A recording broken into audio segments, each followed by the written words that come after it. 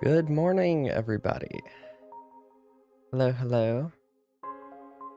It is time for another day of Superstar Mario Galaxy.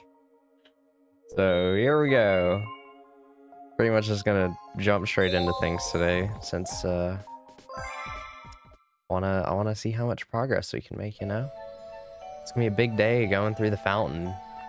Why does it have a galaxy already? Oh, right, because we did rolling greens, and that's probably counting for the fountain or something. Let's take a look at that real quick. But hopefully y'all are having a good Friday. Yeah, that's really funny how it just shows up like that. Okay. Your galaxy appeared. Yeah. Why is this one still show new? I guess that's just some weird hard-coded Galaxy 1 stuff or something. But let's check in on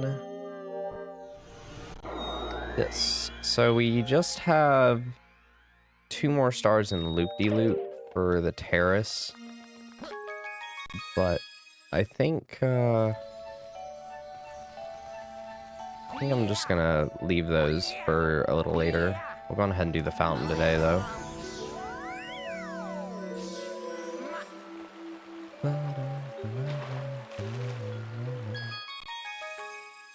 What do we even have here in the fountain? I'm assuming we're still gonna have Space Junk and Battle Rock, I hope. Yeah, there's Space Junk.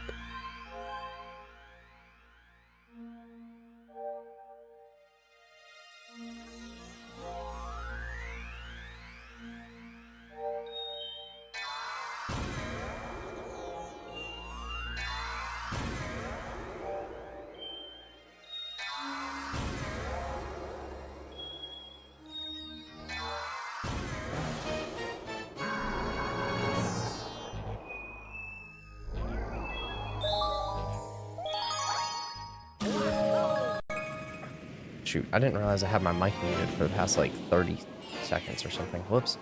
I was trying to make sure that it was connected properly. But looks like the galaxies are gonna be fine. We'll knock out Hurry Scurry, I guess, but it's looking it's been a little different, I feel like. What is this song? This sounds very unfamiliar. Hello, Toads. It's dangerous. Tried walking along the path, but it started disappearing with every step I took. You don't say. Alright. This seems easier than normal somehow. I guess the ball makes it harder.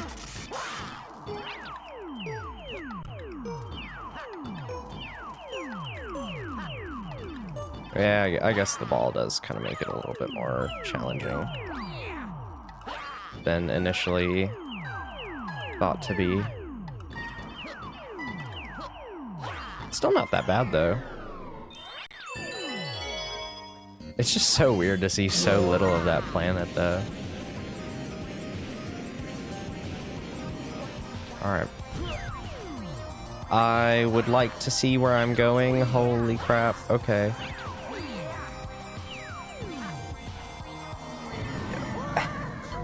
What? I can't even tell where I'm going.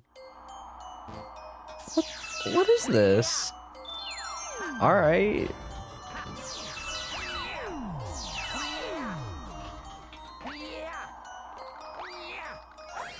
It's very strange.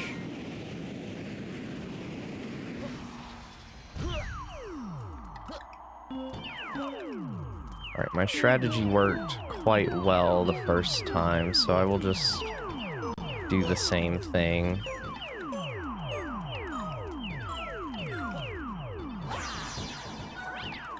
don't know why, but I actually almost just tried to do a, like, Mario Odyssey kind of dive. Alright. There we go.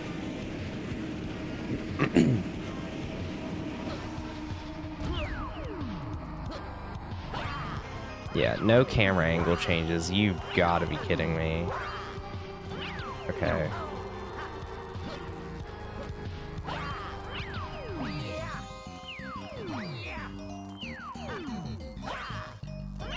Okay. Okay. Nope. Nope.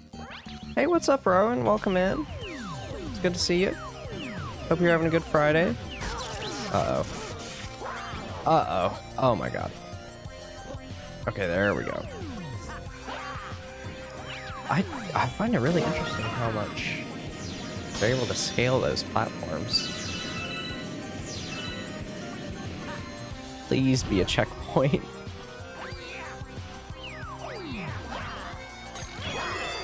Hurry Scurry's kind of weird in this mod.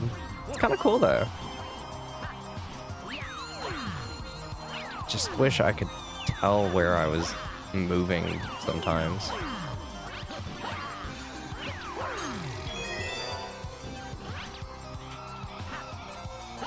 Oh, hey, look at that. There's the star. All right. Sweet.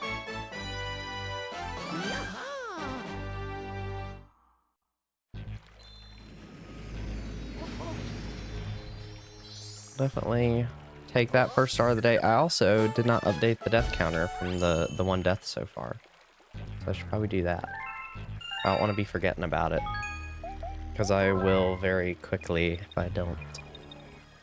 So, is this going to have gravity stars? Or is this just going to be some other stuff? 'Tis the question.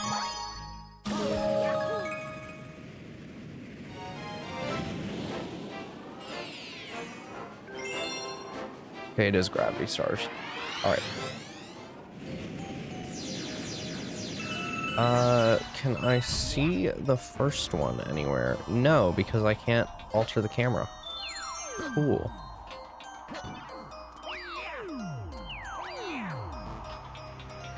So I just have to hope and pray that I stumble upon it.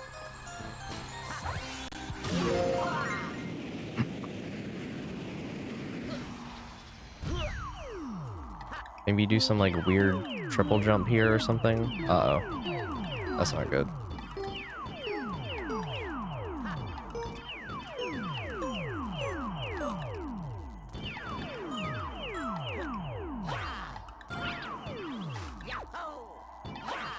I should, yeah, I'm just dead. There's no salvaging that at that point. All right, that's fine. That's fine.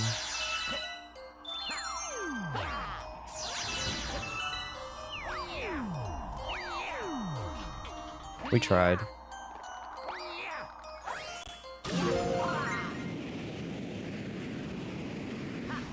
All right. This is the run, right? We are going to find a gravity star right now.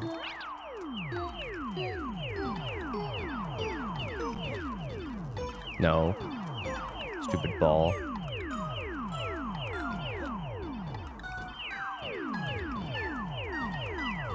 Okay.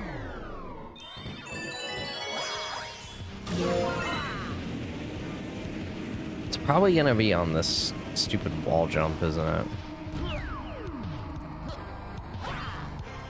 Wall jump that I very much don't like. Yep, I hear it.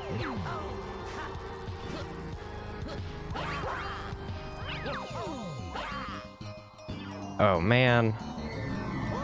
Thought it was gonna be up above, but I guess you can't go onto the side of those platforms. That's very unfortunate. I feel like we're gonna be doing a lot of trial and error here. I'm gonna try. Oh, I can first person here. Okay. What the heck? Okay, wait. Where's the final one? Can I see it from here? No. Okay.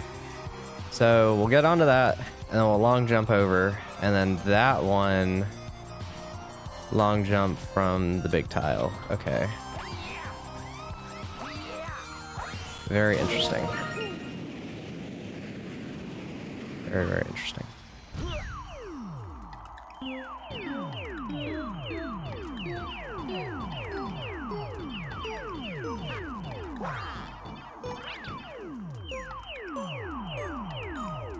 Okay. Oh, whoops. Whew.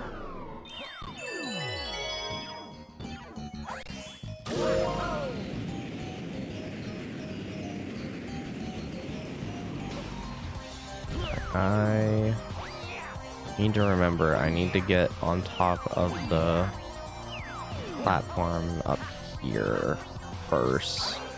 And I messed up. Oh no. This is very doable. It just takes a little bit, unfortunately. That's fine though. And just a big jump.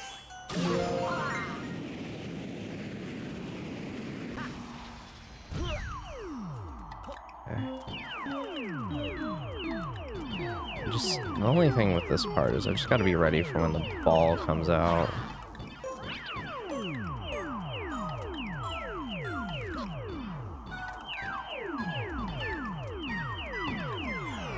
Really thought it was gonna loop back around to me right there, but I guess not. All right. Come on, sexy, you got this.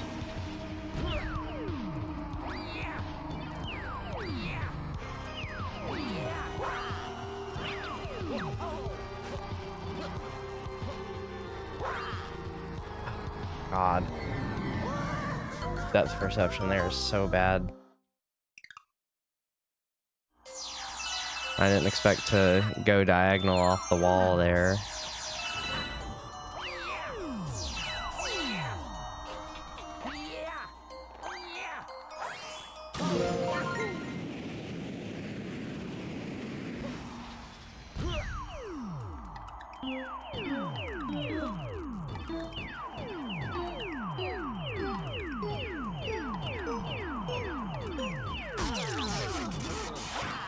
I was not paying attention at all for the ball.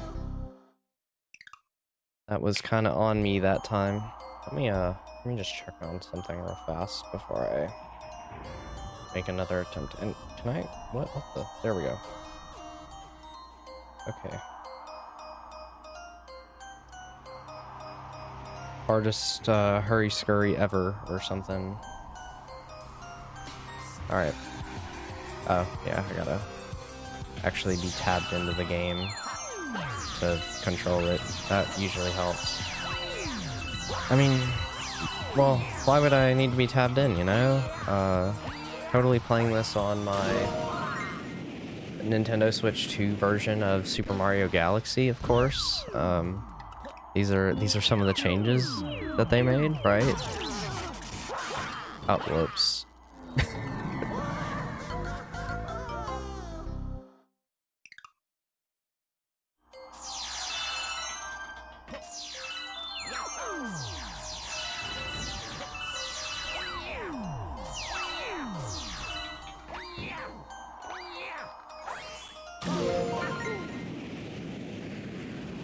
This time for sure.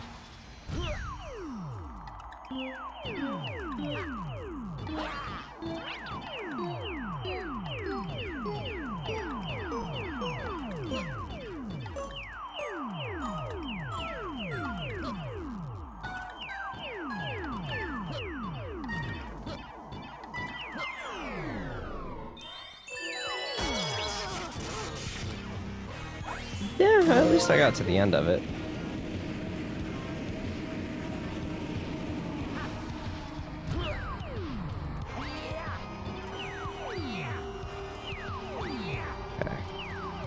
Backflip, wall jumps. Why? Why? That's so dumb. That was so dumb, man. How did I get this so quick and now all of a sudden I just can't seem to get the wall jumps right? Okay.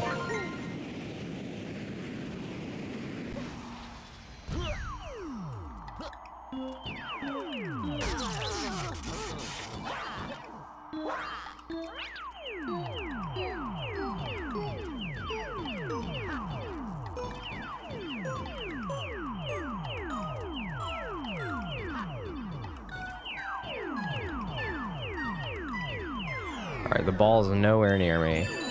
Right? Oh, wow, that got here a lot faster than I thought. Okay.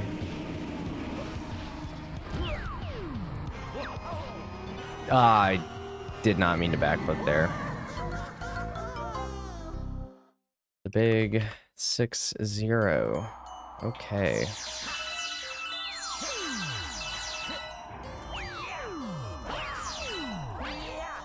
I'm doing a lot worse at this today than I was hoping to. Oh my god. I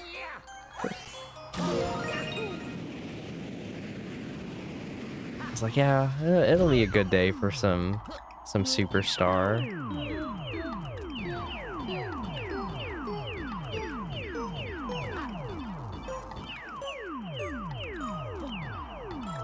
Oh my gosh, I gotta sneeze. Hold on. Oh my gosh, I should get it out during that cutscene.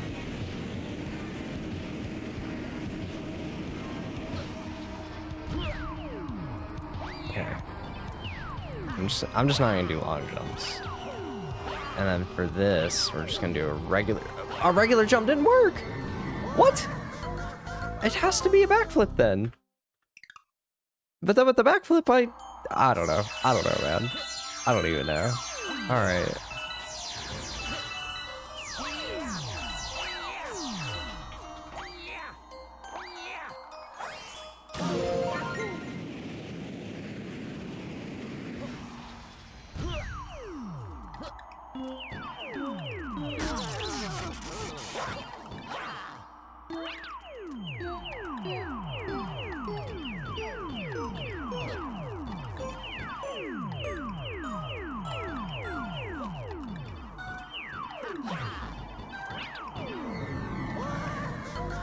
Oh, man. Hello, Caramel Crisp. Welcome in. It's good to see you. Welcome to the pain and suffering of Superstar Mario Galaxy. I am not doing a very good job as of right now, honestly. This all should not be this difficult, but yet here I am.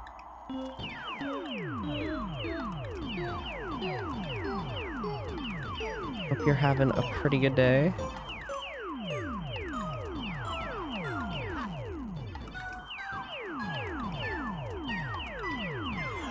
Okay, that should be fine. Yeah, there we go. Okay. So backflip, and then I think after the third wall jump, I need to do a spin.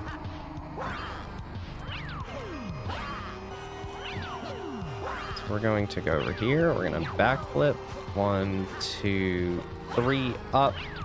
And then over here. Yes, finally. Okay.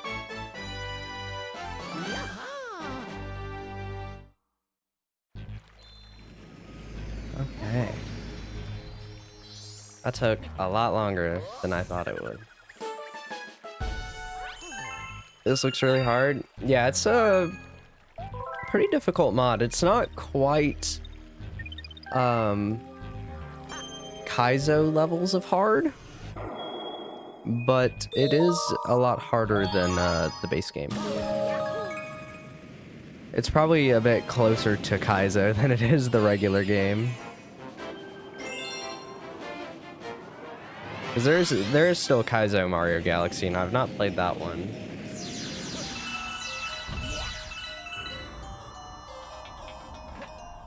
But it's apparently pretty similar to a mod that I played in the past called Cosmos Collapse for Galaxy 2.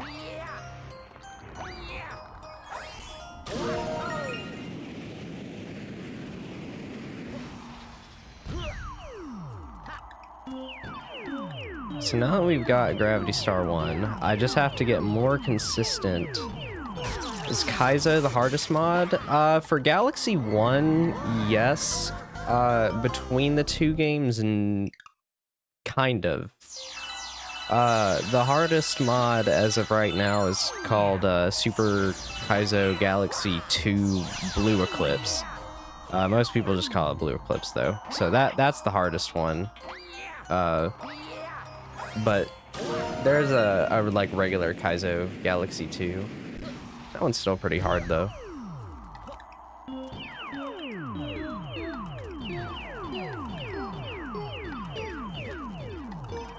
Ooh.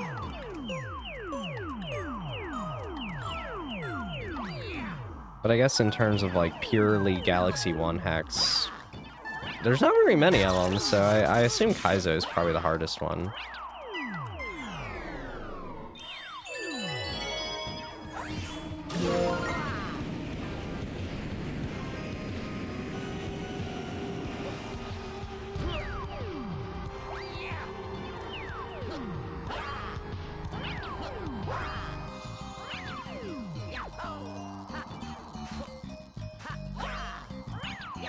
Uh-oh.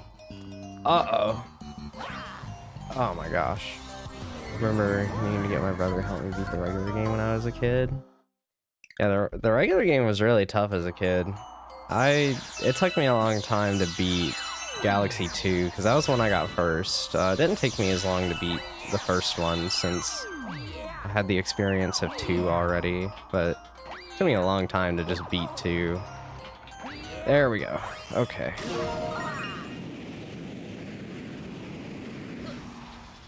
I'm so bad with Luigi's long jump, because it has like a slightly longer startup time than Mario's, just because he takes longer to accelerate. I did not need to take that. All right, there we go. Oh, nope, that's the ball right there. Okay.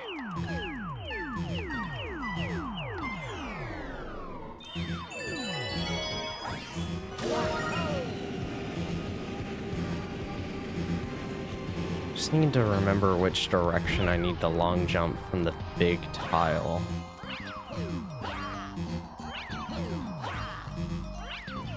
So let's get lined up. Oh my god. Okay.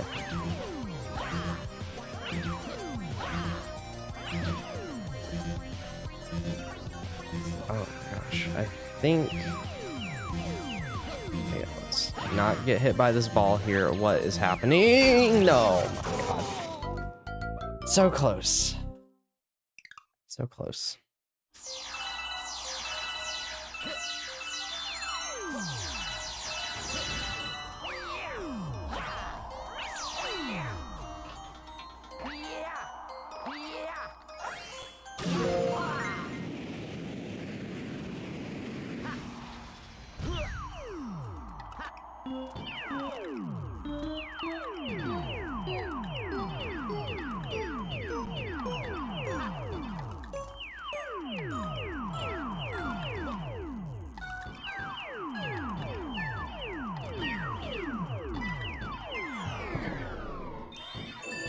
I don't know what the process is like for making a mod for this game.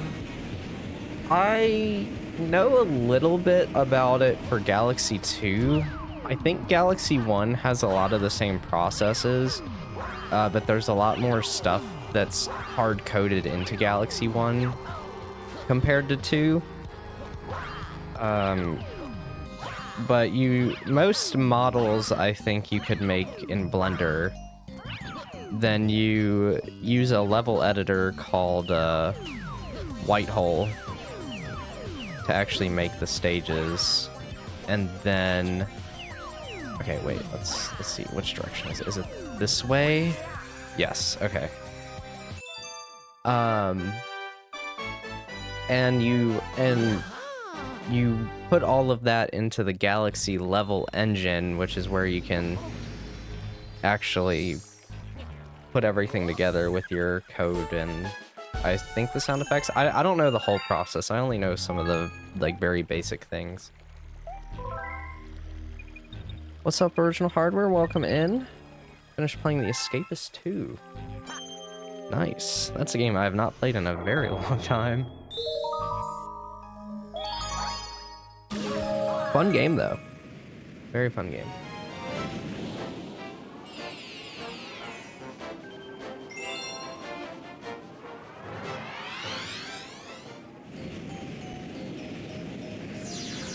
Yeah, I had about an hour or so before the stream, and I didn't really know what to do, so I was making a few thumbnails this morning, because I'm just not working today, so I was like, yeah, I'll stream, but I didn't really know what to do with the morning. So I was playing Super Metroid for a bit before the stream. I was really sad, though, because I put in the cartridge, and I think my save battery for it is dead, because my save was no longer there. Which really sucks, because I want to replay it and learn a bunch of the sequence breaks you can do in the game and stuff. I'm about to get hit. Or not. Okay.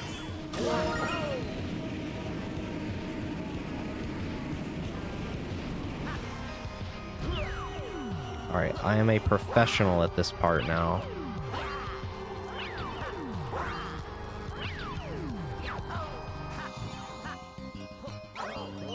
Nope. Save batteries, I do want to hold the session. Yeah, I know. I just kind of played for a little while, knowing that it would be good, that it wouldn't save. At the very least, Super Metroid is short enough, especially on repeat playthroughs, to where I could realistically finish the game in one sitting. So I don't have to save it, but it would be really nice to be able to do so. I don't have any soldering tools to replace the battery, though, so I might see if the game store near me does any save battery replacements the next time I'm in there. But I just went in there on like Wednesday right after work, and I usually only go once every like 2 weeks, because, you know, that's enough time for some games to cycle through that I might want.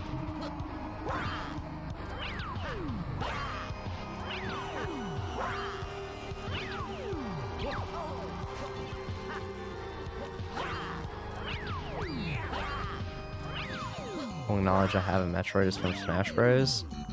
I would... dang it. I would very strongly recommend changing that. Metroid games are absolutely fantastic. Especially Super Metroid. Ridley in Subspace scared you? Oh yeah, I forgot about Ridley in Subspace. That's like really far into it, isn't it? Don't you fight him on like the ship or something? With I think you can play as Snake for the Ridley fight in Subspace, I think. So I'll need to get back into Metroid Dread. Oh my gosh. Yeah, Metroid Dread's a fantastic game. Fantastic game. I'll have to replay it. Silk Song kind of has me on a big Metroidvania kick right now. I just played Circle of the Moon right before Silk Song came out, and I was playing this other indie Metroidvania called Ender Magnolia. And I was kind of playing that alongside Silk Song. And then I've been replaying Castlevania Aria of Sorrow. Now I want to play some Metroid stuff. I'm just on that big kick right now. It'll probably last like another month or so.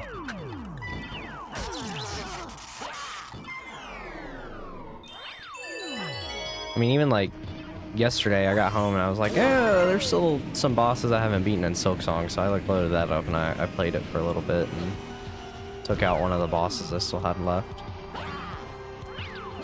You have a friend who played Ender Magnolia too? It was a fun game. Uh-oh, I'm probably dead here. Yep.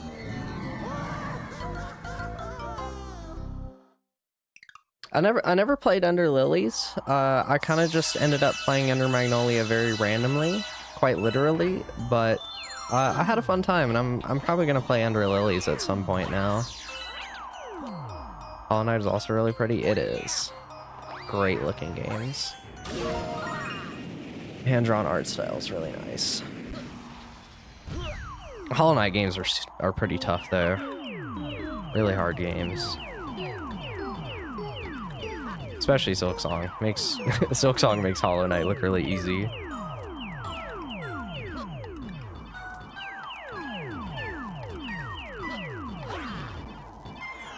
Whew.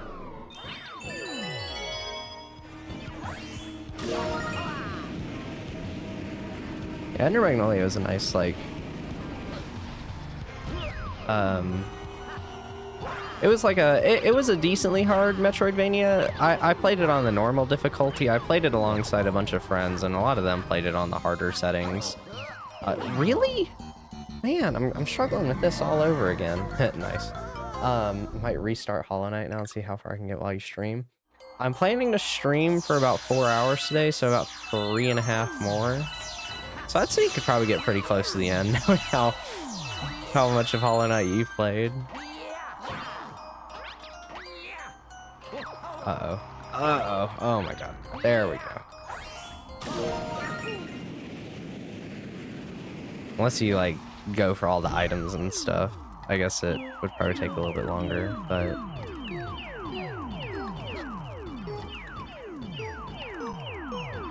I'd imagine you could probably get pretty close to beating the game.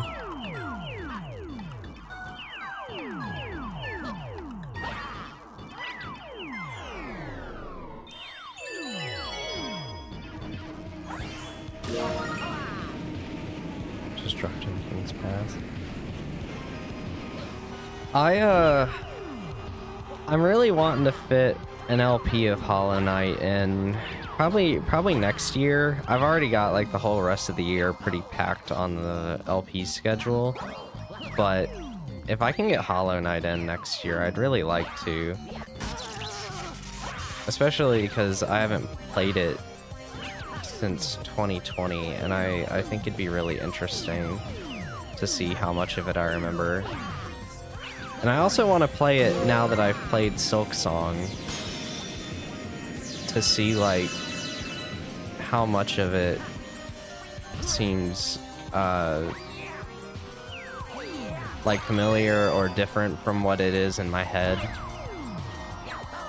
Okay, oh, okay, I can zoom in. Cool.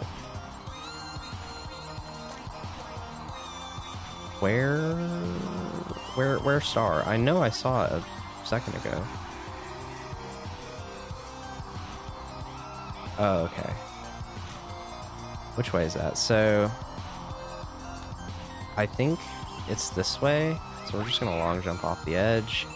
Okay, there we go. All right, that's Hurry Scurry completed. Only took 30 something minutes.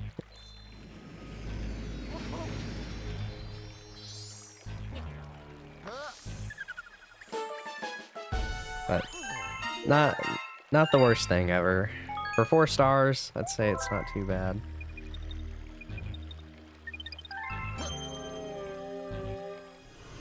You missed the star, do you just die? Yep. And then I'd have to redo the whole thing. Let's do Space Junk. Let's do one of the fun big galaxies. And then I'll do Flip Switch, and then I'll do Battle Rock, and then Bowser's Star Reactor. Full Star Peril. Ah. That sounds very inviting. What the heck?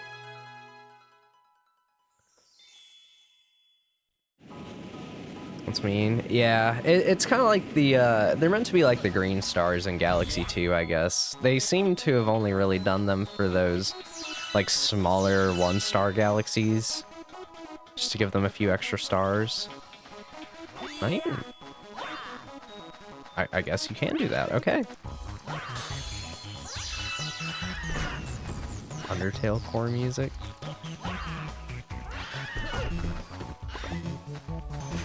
Are these? Oh yeah, they are in Galaxy 1. I don't know what I'm saying. They're in Dusty Dune. That's right. Oh, I'm out of star bits. Shoot. Okay. I'd rather not die to you. So bye bye.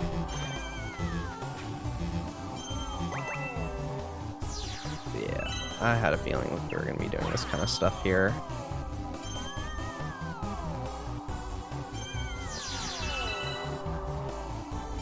These newly made levels, are they based on levels in the normal game?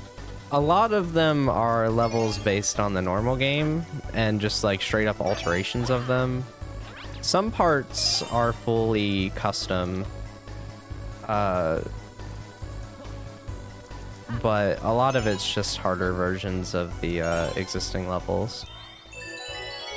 There's quite a few mods that are pretty much just custom levels though.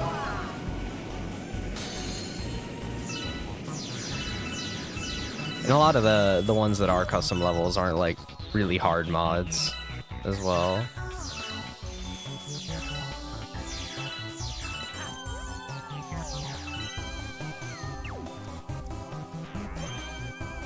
I didn't go to the what the? Oh right, the planet with the Hungry Luma, that's in Terrantox's Tangled Web, I think. Oh right, I forgot the gravity here is weird.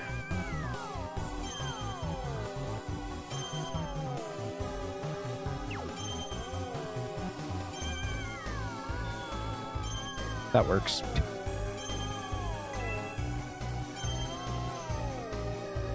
Okay, how do I want to go about this? I guess this? Yeah, that works. Kinda gotta finagle yourself around in here.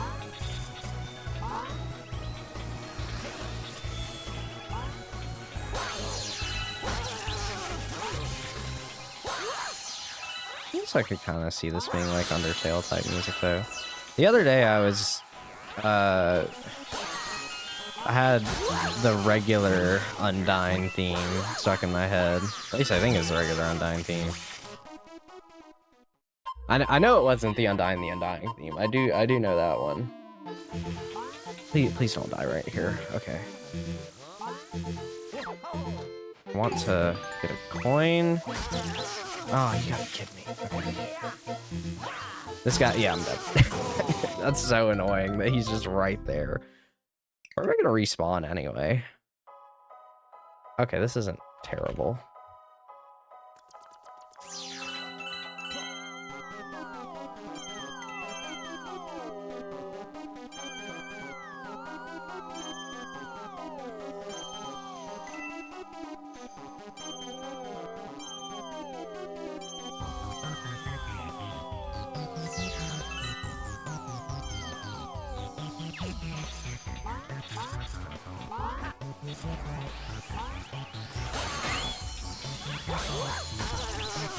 God, he hits you like... Oh, known as the core. Okay. I see.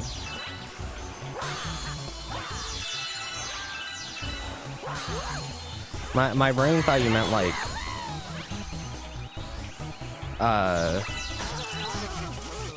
like a type of music, you know? Like Undertale core. Theme of Snowden Town's one of your favorites? I don't remember that one. Is that the town that like close to the start of the game? And you've got to be kidding me. Alright, where's some more spiders? There's one on this side, right? Yeah.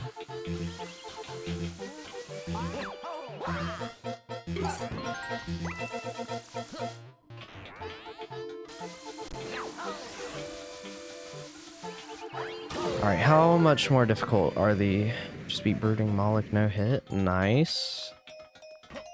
Oh, are you serious? Alright, we're just gonna jump over to the Silver Star then. Alright.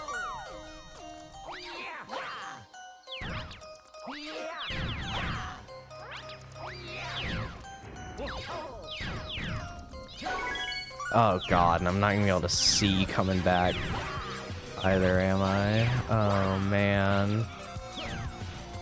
Okay.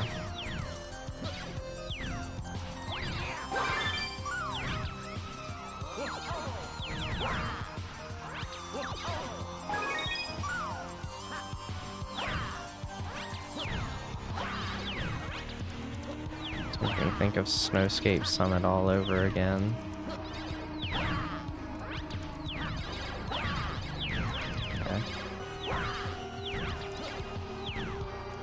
Getting close.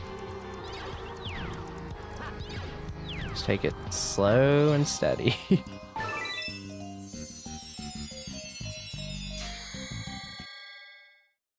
Favorite music from Undertale has to be Death by Glamour. Where does that one appear in the game?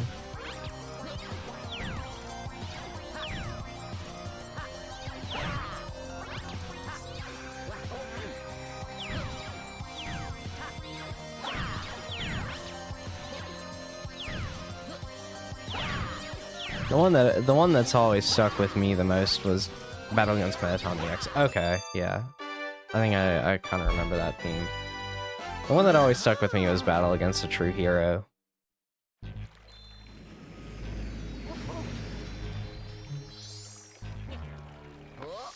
And Asgore's theme as well.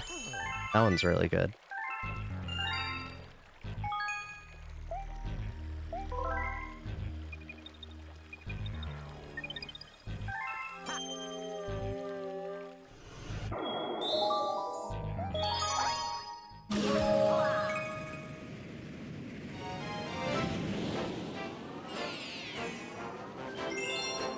Mella's tiny platform attack. No, that sounds terrible. What is that lever? Why is that there? Oh no. Oh no.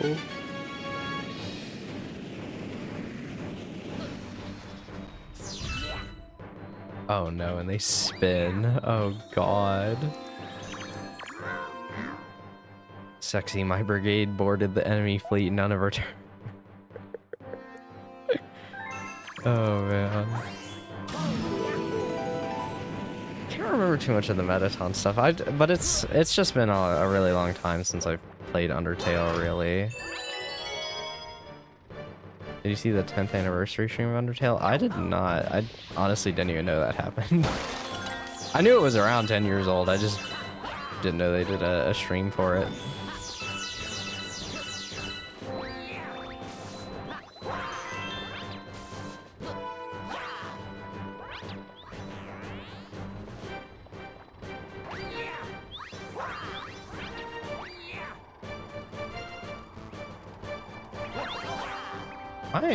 What piece of the puzzle am I missing here?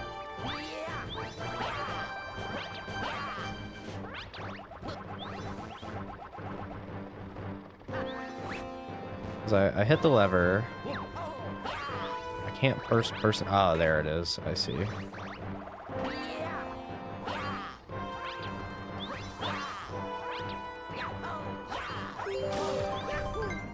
Very sneaky.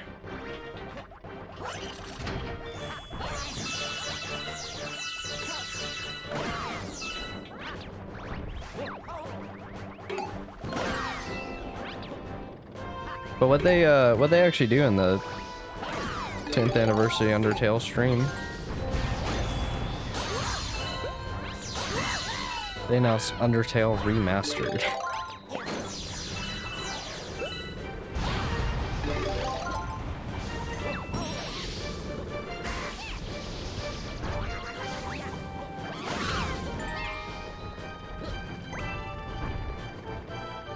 It's weird that Undertale's that old though. Well, I guess it's been almost 7 years since I played it.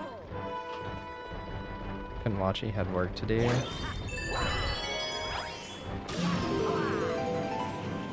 Yeah, if it was a lot of content shown off as well as tons of new stuff added to the game for that stream. Oh, that's kind of cool. Whoops. Yeah, if it was like at some point during the week this week, I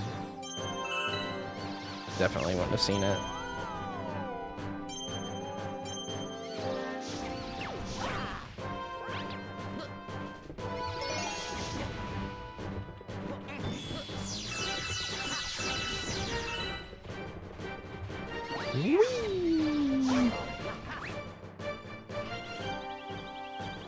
Alright, oh my god.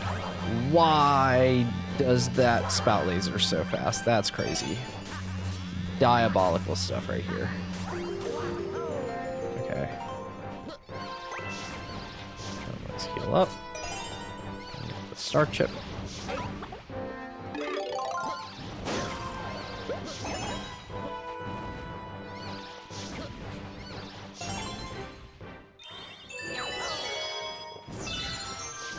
The launch star.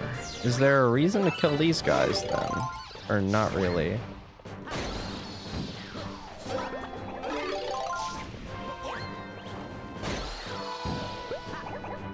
Nope.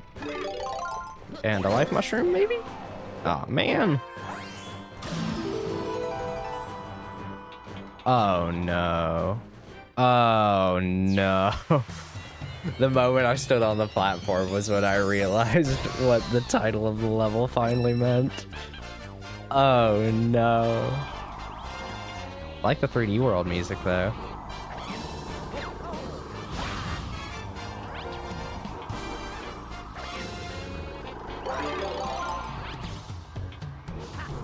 God, dude, I'm bad enough at Camella normally. You're seeing Koopas walk on 4 legs. Yeah, I guess that's something they... I guess, I don't think they really started doing that. I guess Mario World was probably the first time they really do that, isn't it? Oh, God. I'm never gonna hit it at a diagonal. I'm just gonna have to wait till she goes across and hit her there. Uh-oh. Oh, no. Oh, no, dude. How much of the level do I have to redo? I gotta get all the star chips. Yeah, I was gonna say, I remember them being on 4 legs in all of the NES ones, because I know they are in 1 and 3.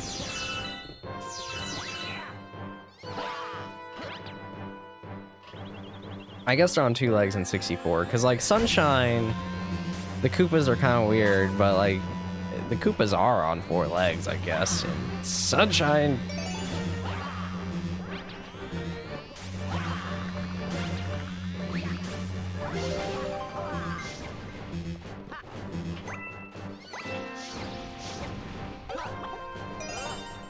I'm gonna get very well acquainted with these star chips here.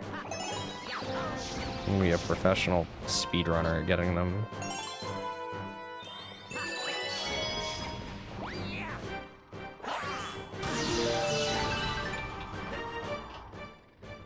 Hopefully they're not shooting at me throughout the fight.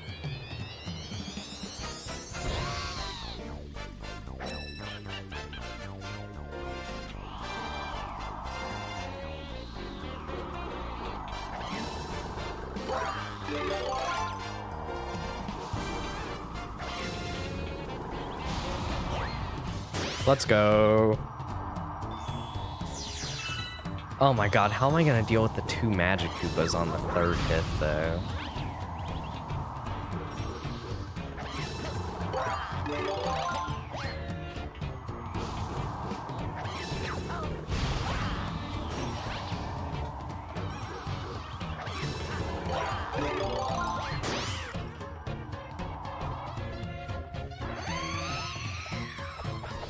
This is gonna be so awful.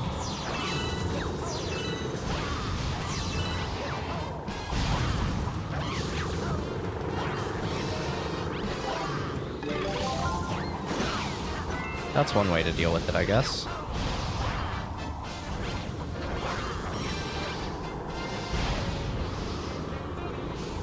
No. No! No! No! Okay. Doable. You've got to be kidding me, man. I'm gonna get hit by that guy every single freaking time, I swear. Okay, let's get up here properly. Thank you, Luigi. Or Sexy.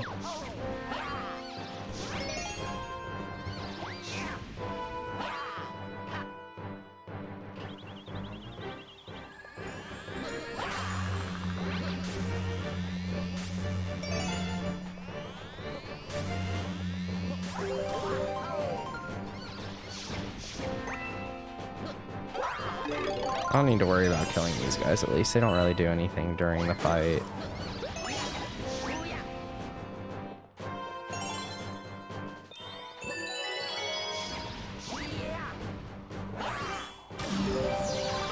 Okay.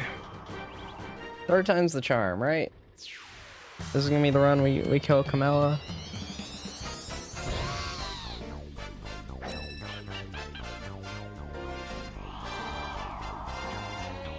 That's very weird. I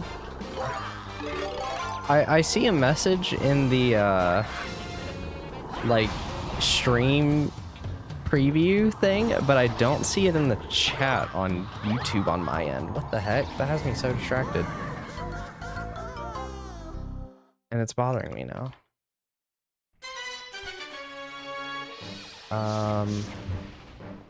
Huh.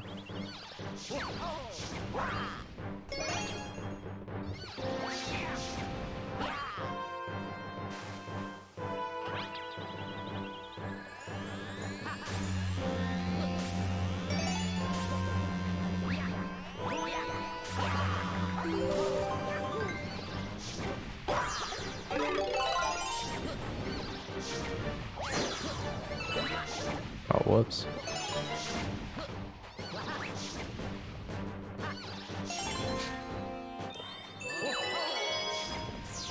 I don't know what's up with that. I might just have to keep an eye on the stream preview then to actually see some chat messages. Might just take me a while to see them too. Everyone is freaky for Luigi, or is he actually called sexy? Oh god, why are the messages showing up on the YouTube chat? That's gonna drive me up a wall. This Cat and Toad called you sexy earlier. So in this mod, Luigi's actually renamed to sexy. Like when you pick up I'm feeling it's because of some filter somewhere. Oh yeah, because that message showed up. Okay, I'll have to turn like what I see on the YouTube chat to like moderator activity or something to see it probably.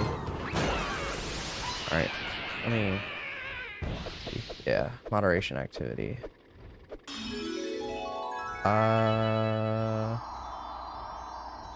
No, it's still okay. Oh god, okay. Let's get that. But yeah, like when you collect a 1-up for the first time, instead of saying you got an extra Luigi, it tells you you got an extra sexy. Every time you get a power-up, it'll be like, you turned into fire sexy. So Luigi's actually just renamed to sexy here, and it's kind of funny. Why that was done? I don't know. The mod creator's just freaky for Luigi, I guess. Speedy Comet! Oh no. Oh no, the last Speedy Comet did not go so well. Here we go.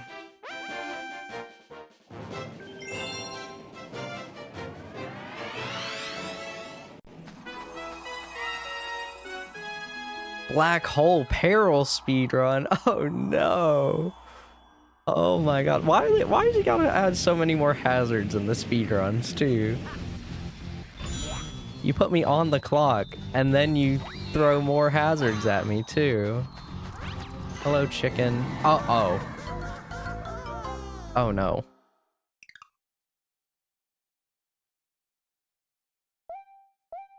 Luigi is pretty sexy, to be honest. That's true. That's true.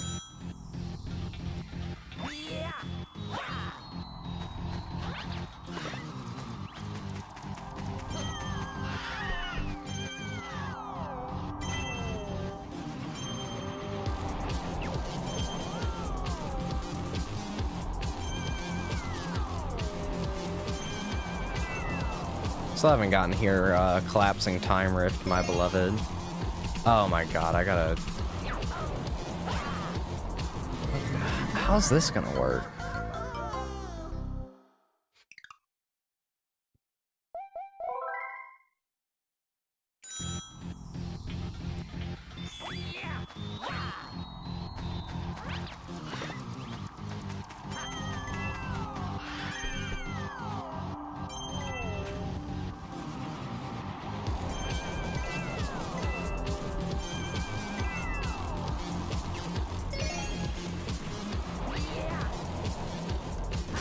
Okay, I guess that's one way of doing it.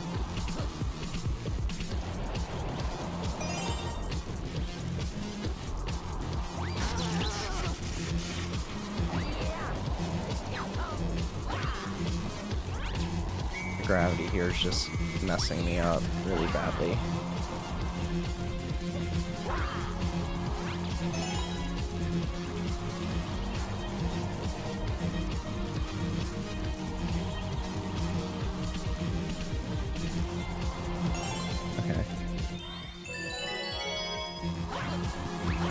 Oh, wow. Okay. Oh god, I gotta break the crystals too, don't I? What the heck? What is this, dude?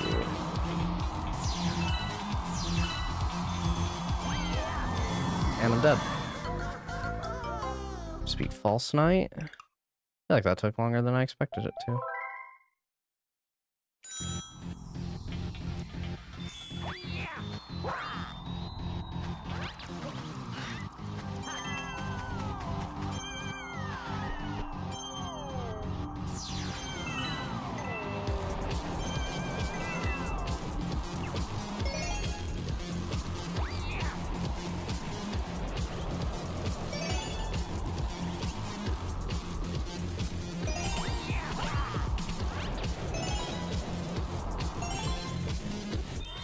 Going for as much as you can. I see.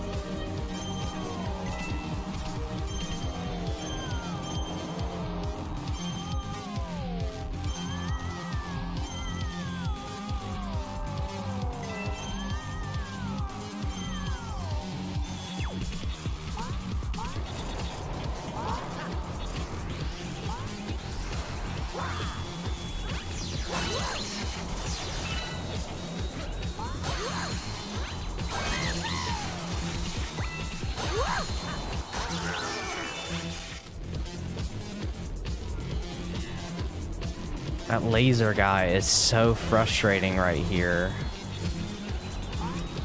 The moment you break one of the crystals, you just get hit. Like no matter what. Okay, there we go. Is this on a Wii or PC? I'm playing this on PC, but yeah, it's very you can play it on the Wii just fine if you wanted to. Oh my god, dude, I thought I was gonna be out of the way of that.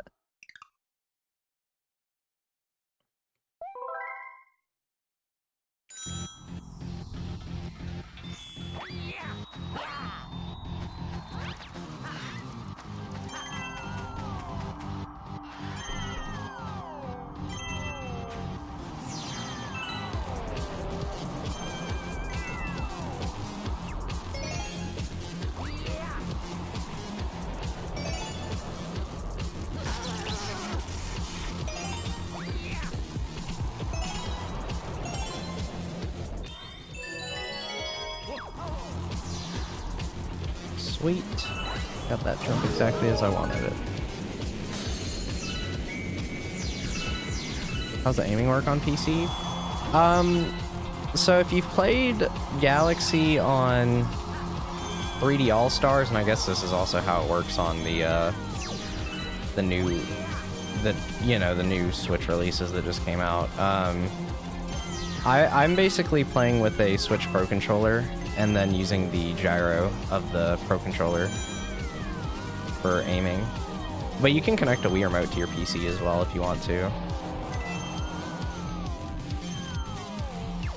And then use a sensor bar, and it'll work just like playing it on the Wii.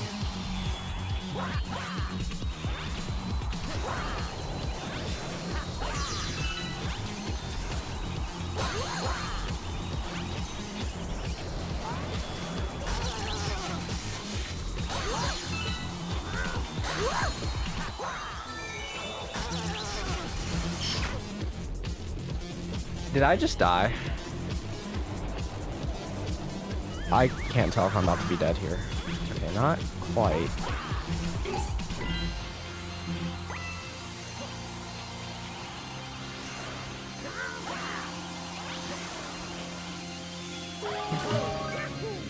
Yeah, I've come to actually really like playing Galaxy with the Pro controller, so I got pretty used to it. you know, just like playing Galaxy 1 on the Switch, and then, oh, dang it. And then when I did a Let's Play on Galaxy 2 earlier this year, I played it on Dolphin using this control configuration, and then once I started getting into the mods, I was like, well, I'm pretty comfortable with this now, so I guess I'll just do this, because I can get you know, the video quality on Dolphin's a lot nicer than playing on the Wii, so I just kind of stuck with it.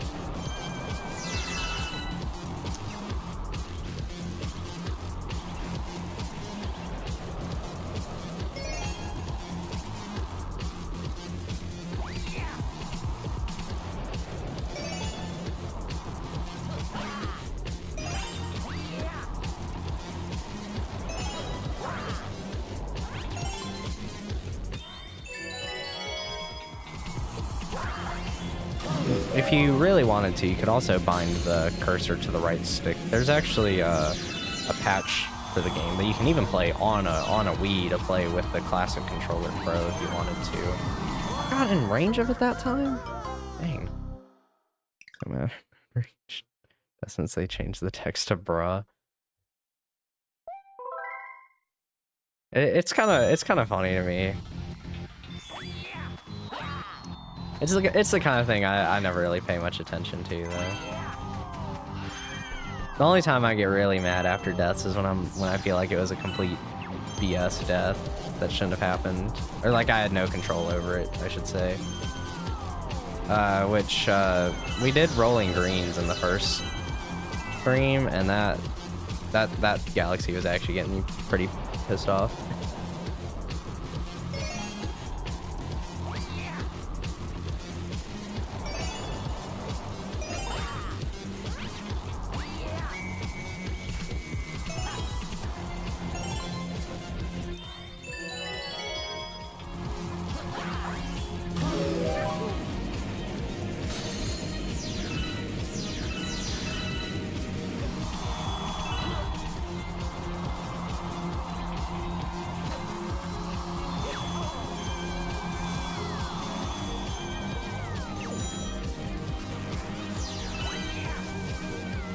A stronger mental game than I do.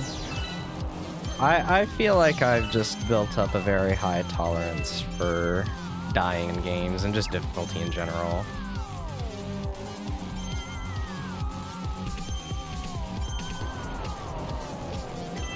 I think it's just something you have to learn, because I used to have a pretty short fuse when it came to games, but I don't know. Then I played Bloodborne.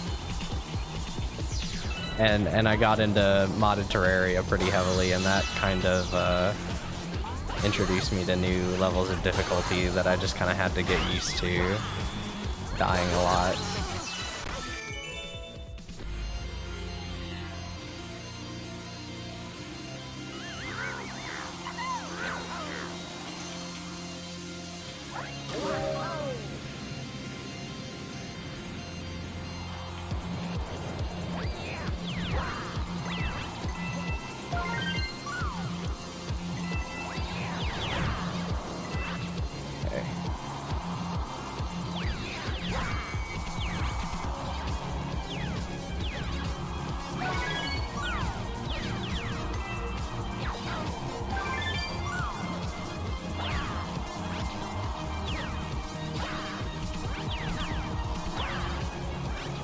You can do Dark Souls.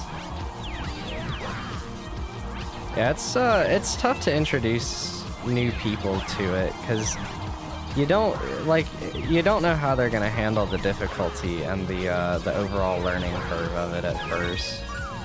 Wait, which one did I miss? Oh, right, the one on the right side. That's right. Okay. Where is it? Okay. So here, good.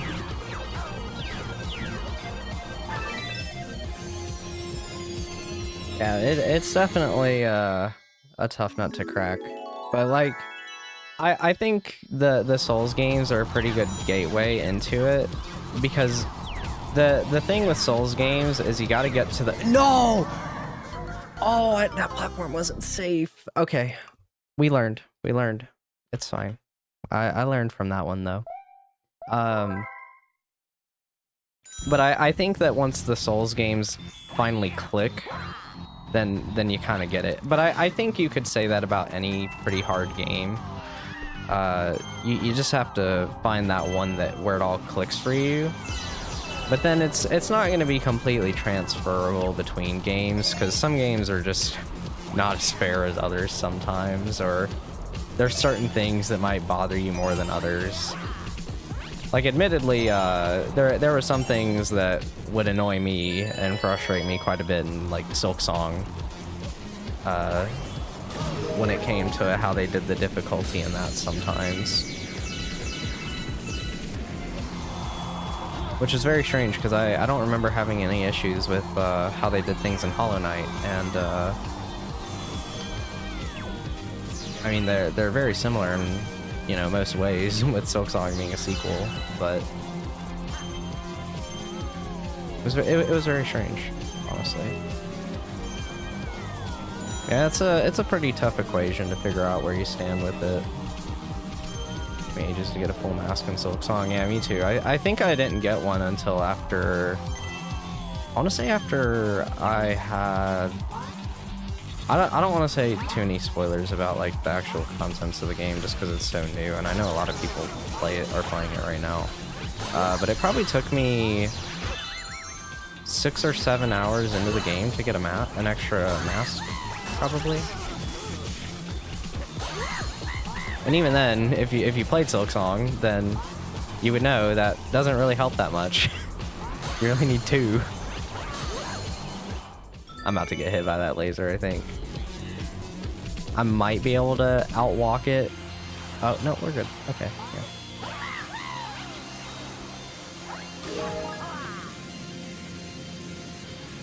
Alright, just remember, when I loop back around from that one, I need to,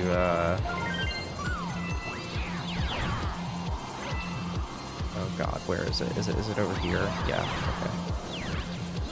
I need to just long jump over to the,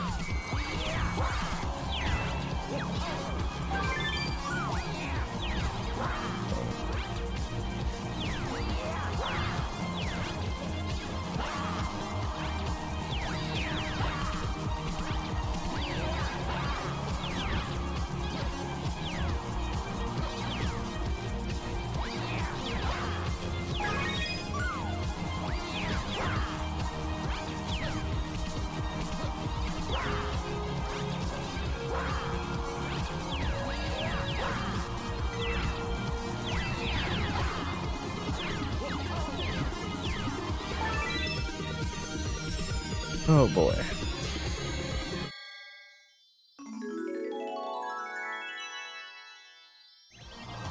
Oh man, that slip. I think it was right here where I just full send it, right? Yeah, there we go. Alright. Whew. Okay, I will be back in like 2 or 3 minutes. And then we'll go do, what's it called? Flip Switch Galaxy. Oh wait, no, there's still another star here. My bad.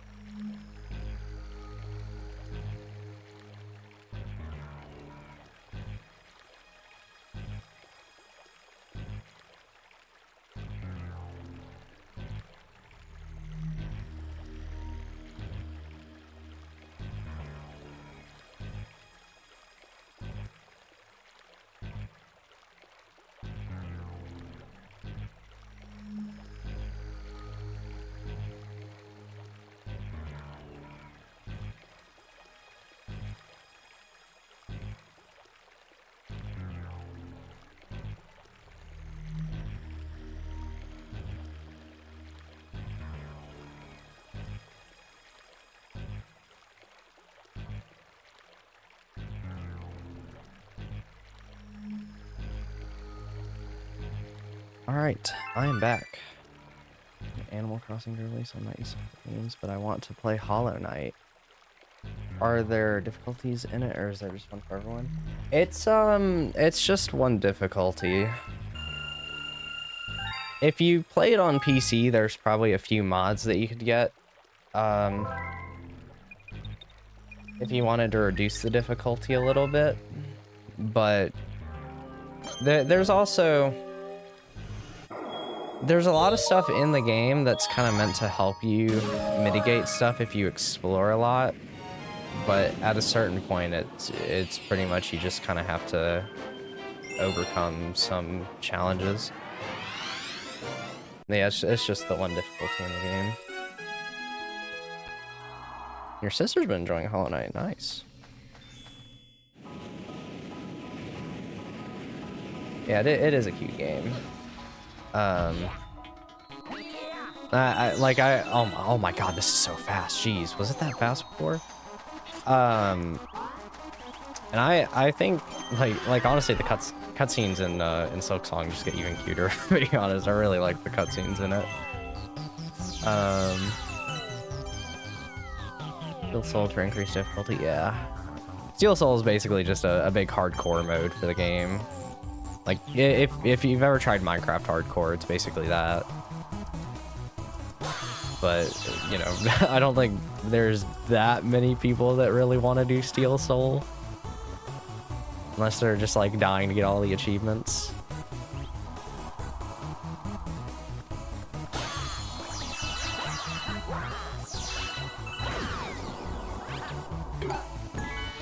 I've never played too much of it. Oh my god, that's a black hole. Will I die if I get over there? No, okay.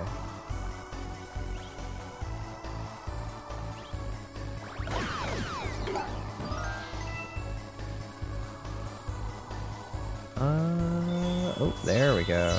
Okay.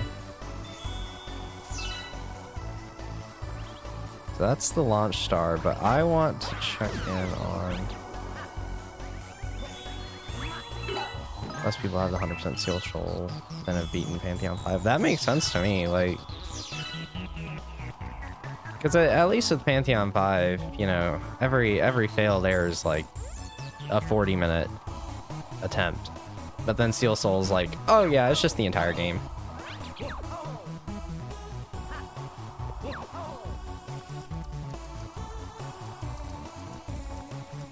I'm unfortunately not in the people that have the Steel Soul achievement on Steam. Mainly because I played it all on Switch, but I did do Steel Soul. Wait, how many did you... 65? Are there even 65 star bits in this level before this point? Alright, I'll have to do that on the second run. You have to beat the entire game without dying. Yeah, pretty much. That is Steel Soul mode. There's not, like, once you learn the game, though, there's not really anything that's complete BS that'll just, like, insta-kill you. There's 0 insta-kills in Hollow Knight.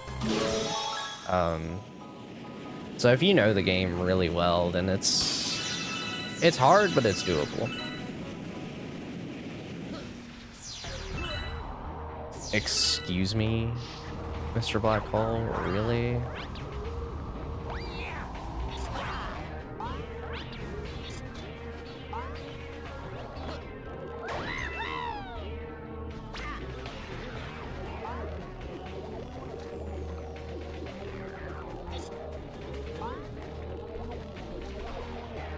Have I just screwed myself over here? Wait, maybe I can just do this.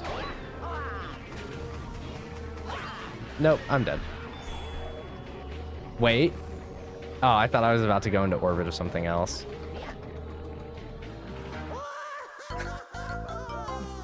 Bruh. Oh, right. Death count. Death count. Yeah. Don't want to forget about the death count.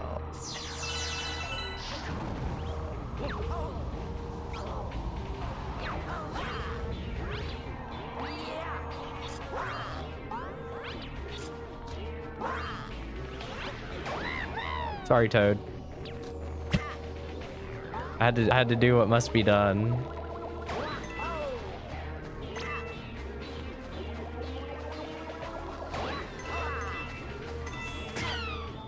Yeah, I landed on him. Let's go. That was cool. I guess, oh, I get it.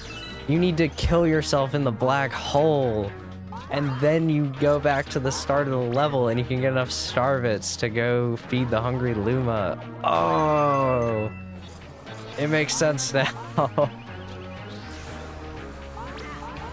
right, let's go fight Terrantox. Why did I do that? Because if I fired him into the, oh no. If I fired him into the thing, then he'd just get in my way.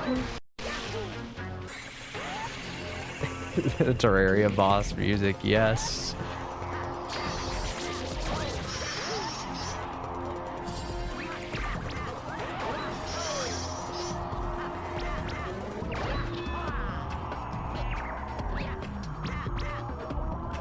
Will this work?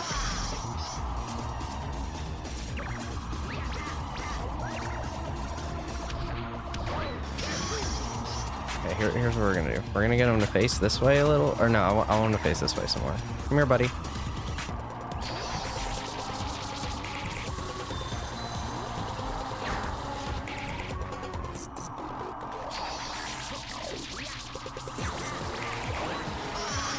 No! Ah. Gosh, you gotta really think about what you're doing here. Okay.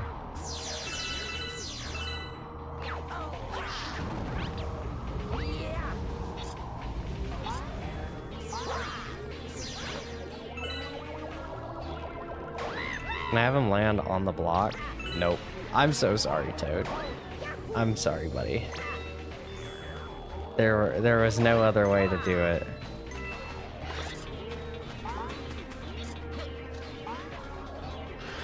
Where am I going? Over here. That's right. Okay. I'm scared that black hole was like right next to the rocket for some reason. Okay. Attempt 2 at Terrantox. Never thought I'd see the day where this is a hard boss fight for me. Alright, Toad, will you, you won't die to the black hole, will you? Are you fine, Toad? Hopefully you're fine. Yeah, he's fine over there. See, look at him. He'll be fine.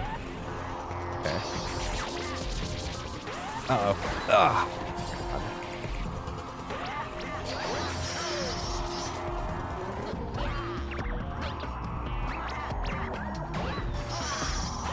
Not dead yet. Okay.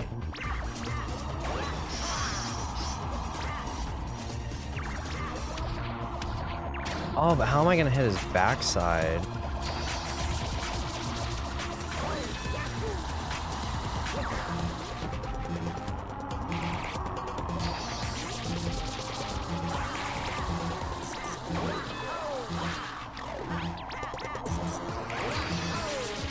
I'm dead. I'm gonna be honest, I don't know how to do this fight. I don't know how I'm supposed to get around to the other side. The black hole's there. I guess I could just try to launch right through one. Because, like, you have immunity with the pull stars, but I don't really think that's the case with these.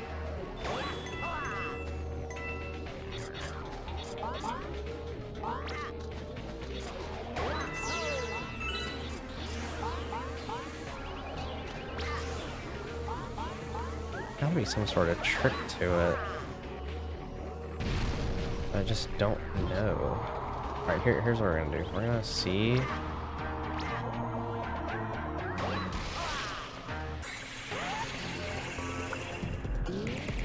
It might just be doable.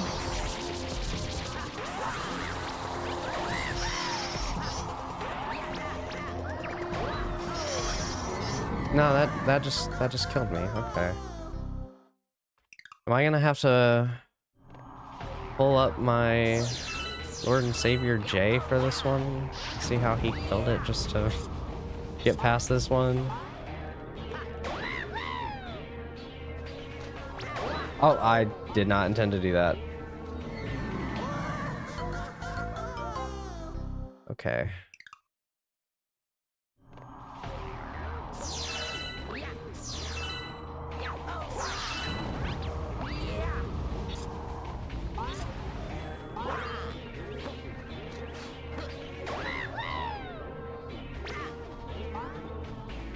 Did you just murder a toad? I'm sorry, Floaty. I'm not intending to.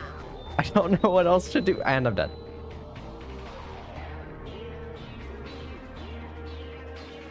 Dead.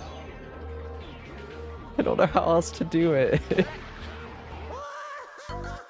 I can't just get him to get out of the sling pod.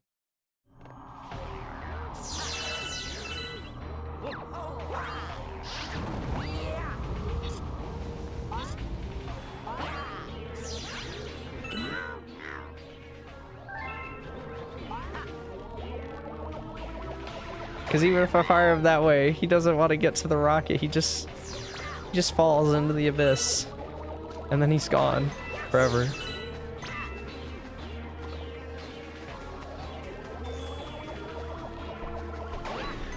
There is blood on my hands.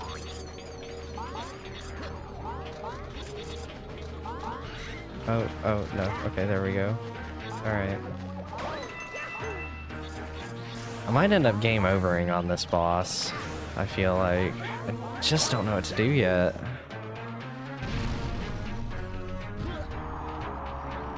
Okay, here's gonna be my strategy. I'm gonna wait to use this toad. He's going to be ammo. Uh-oh. Okay, wait. This could work. Let's do that. No, that's not where I wanted to aim. Don't die. Good. Okay.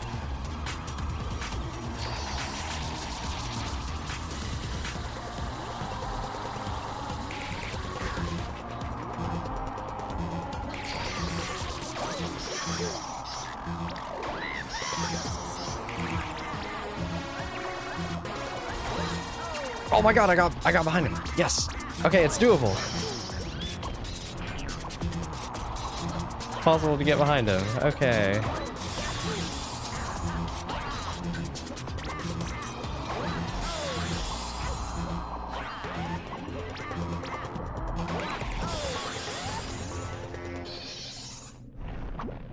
Oh, but right, it's gonna get a little bit harder now. And oh no. Okay. Okay. Now that I know, though, that I can get behind him, that makes things a little bit easier.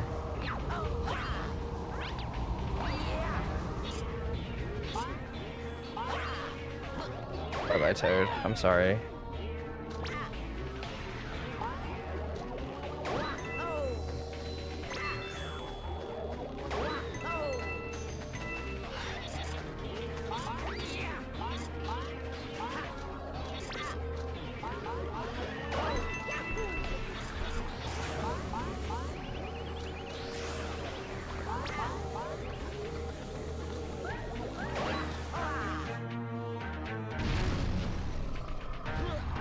Alright. Sorry, Toad, you're not super needed for this fight anymore. Okay, so I just have to aim his butt properly. That's the main thing I have to do. Okay. Need you to look this way a little bit more. This is not good. I'm gonna have to just tank this one.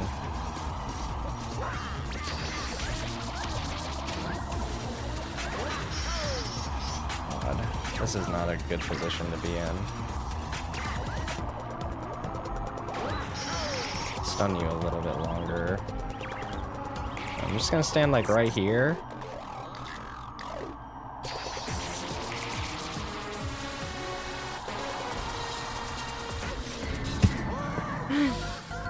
I had the spacing on the black hole really well there. That's kind of surprising. All right.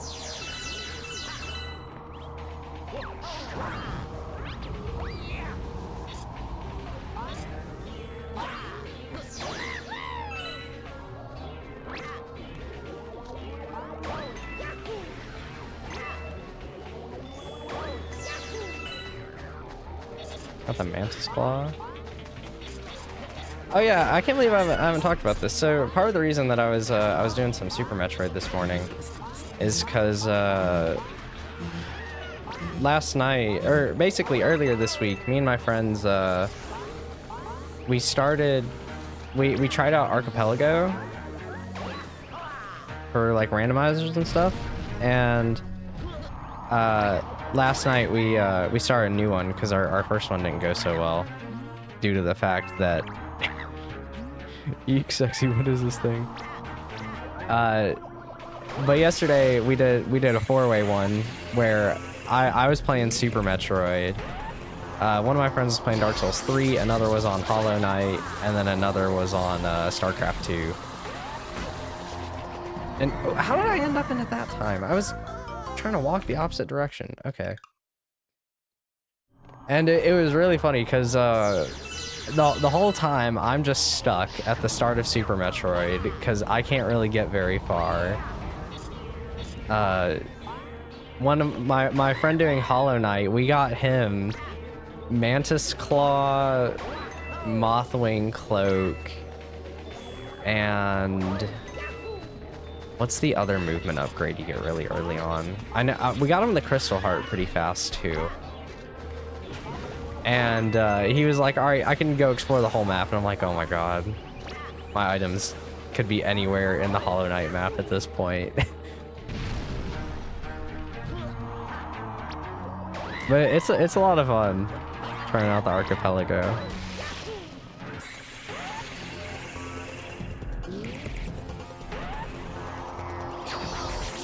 Uh-oh, I'm gonna get hit here. Yeah, that's fine.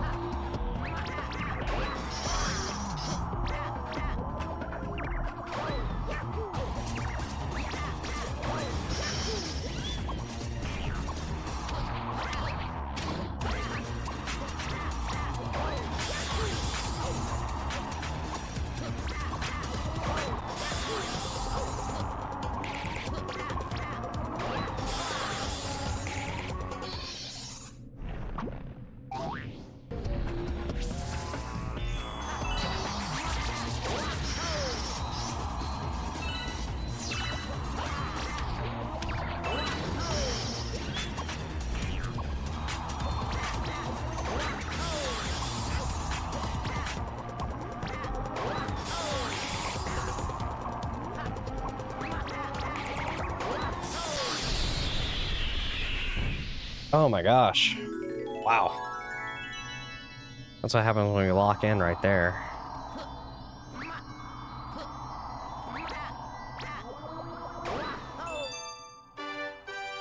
That's star number 7 for today, I think? How far are we? 12:30? Alright, hour and a half in. I'm pretty happy with that.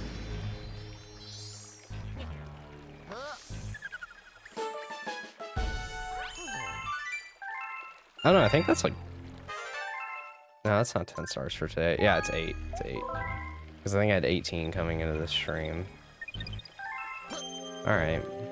Any more in Space Chunk? Oh yeah, there's the secret star. So we'll do that. Instead of Goombas on the Yoshi head, it's gonna be a million...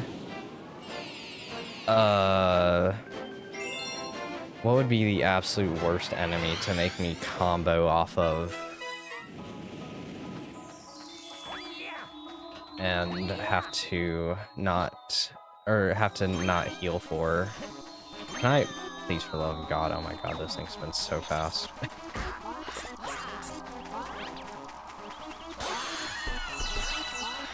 Don't get blown up by the bomb. I really don't need to be wasting these star bits either, though. Okay, I'm just gonna have to take that. Oh, it's probably good that I took the game over, because I don't want to die on... Oh, yeah, there's that too. I don't want to die on that planet, get the game over, and then I gotta collect star bits again. I think that's game over number 3? Something like that.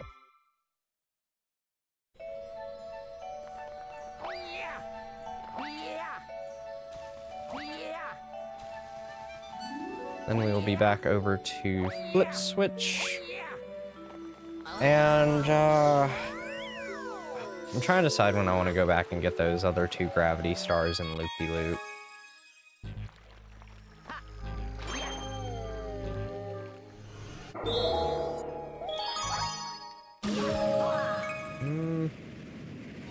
I might do it before we do Bowser Star Reactor.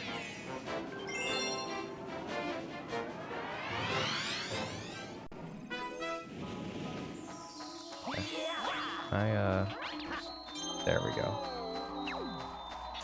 So I want to go on this side, and I would like to break this crystal, and I would like to not get hit into the black hole. That chicken is the only thing that's really bad about this. I could just kill the chicken.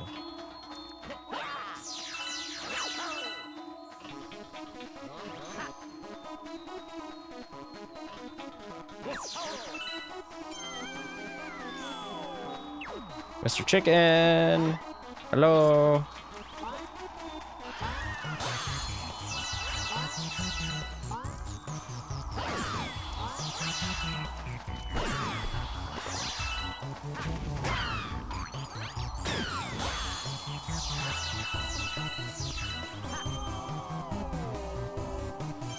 That was pretty good.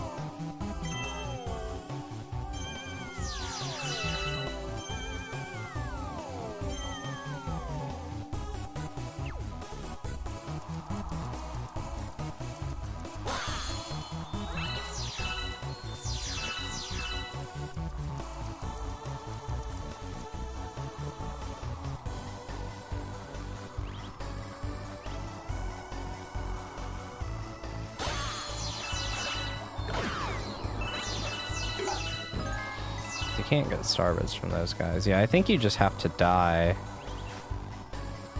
Because there's no way you can get enough starbits unless you sit there and wait for a bunch to spawn in. Like hit the star shroom chips at the start.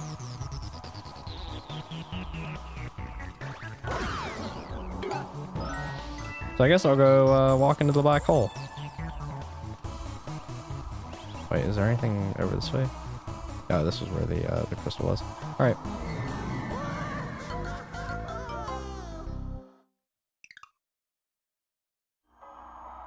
Tactical death, right there.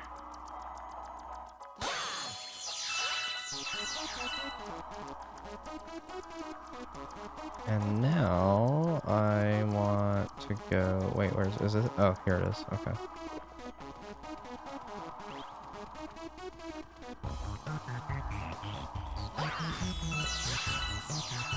It was 65, I think, right? That's over this way. Okay.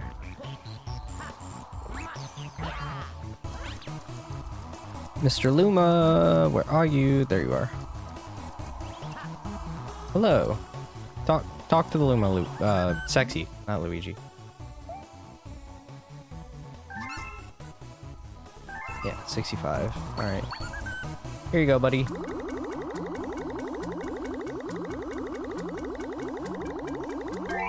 Alright, what kind of torture awaits me here? I'm very interested to find out. Oh! Okay. I guess this could be worse.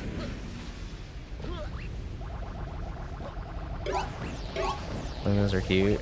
They are. Yay, Terraria space music again. Love the Terraria space music.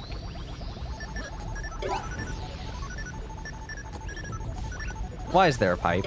What is that pipe for?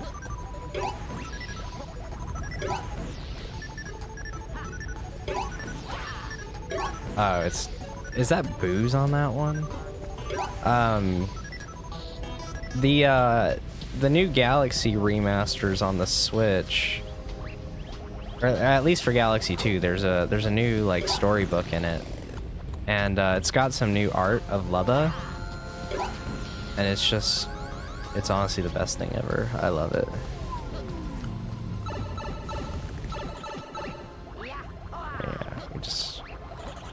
Gotta not get hit by the boos while we kill the Goombas.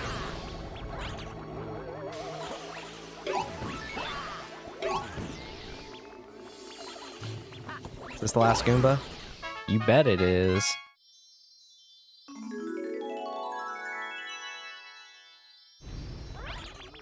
Alright.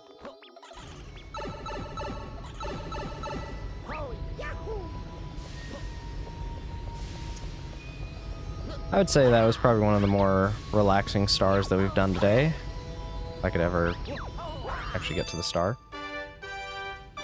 Alright, that's Space Junk. Until purple coins, I guess.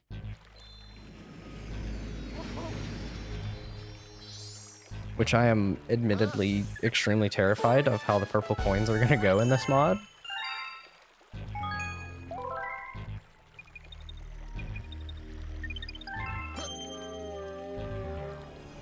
There we go. Space Junk, Hurry Scurry, Flip Switch time.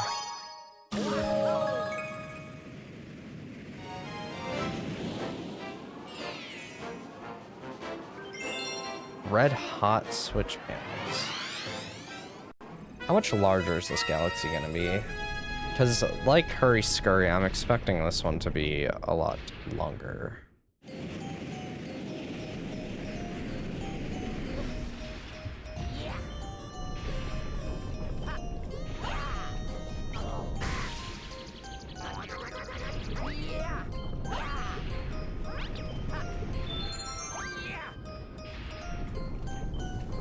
Okay. We just Rod Bells and the original game's music. Yeah, the Galaxy soundtracks are some of my absolute favorite soundtracks, and it's sad not having them for some levels. Just because I really like the soundtracks that are already there. But it's fun getting to hear a bunch of new music in the games. The Cosmos Collapse mod had a lot of music that I really enjoyed. Granted, part of that was because they used a lot of Donkey Kong Country music, and I just love the Donkey Kong Country soundtracks. There was a lot of really cool stuff in there that you just like wouldn't really think to see in a Mario mod or something.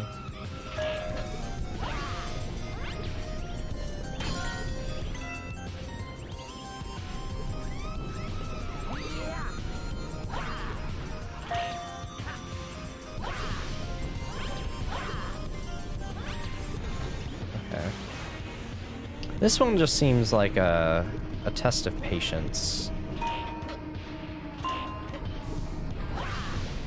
It's like that one star in Molten. Yes, Molten.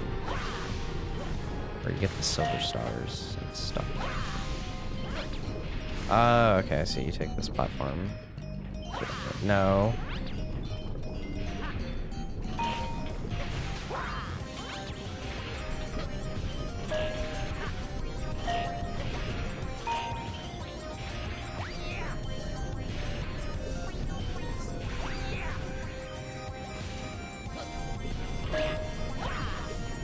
I can't believe I landed on that platform. That's crazy. Alright.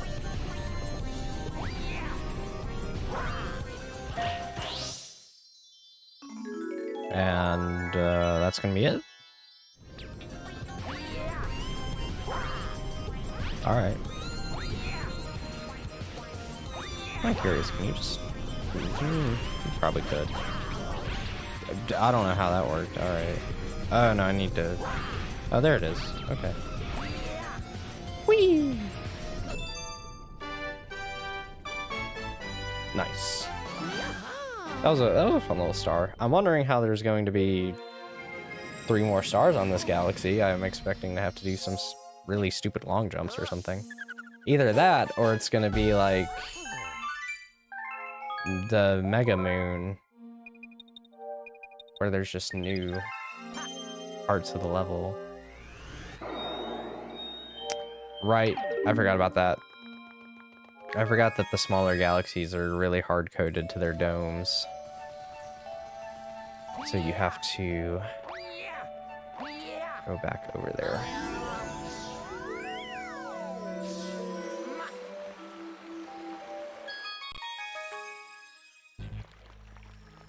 find it really interesting that you can route the entry point, but not the exit point. It's very strange. I don't know enough about game modding to, like, really understand the... Like, I don't know, I'd have to, like, really look at how different Galaxy 1 and 2 are made. And I feel like it takes so long to really understand that.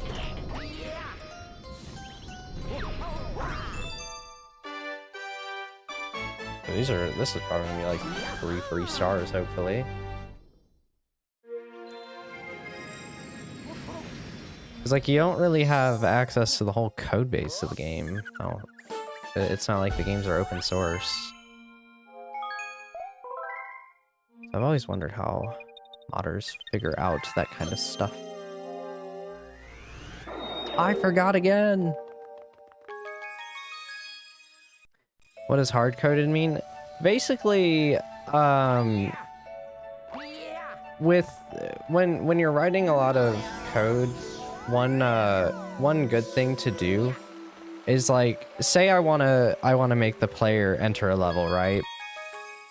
The general approach to that would be to take, like, whatever galaxy you want and make like a general method of entering that you can kind of just put any galaxy into and it'll work, and you can map it to that galaxy. But the way I could be wrong about how they made this, I don't fully know.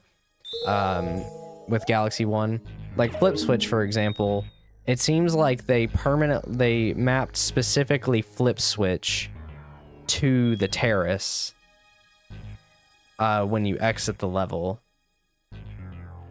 instead of using a more general method where you just say, hey, let's alter what the output or the exit point is for this star or something. It seems like the way they did it is just extremely connected.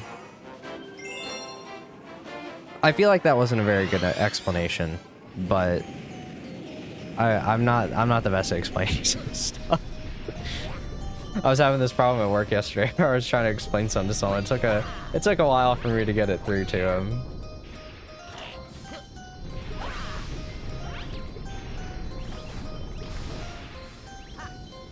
What is going on outside?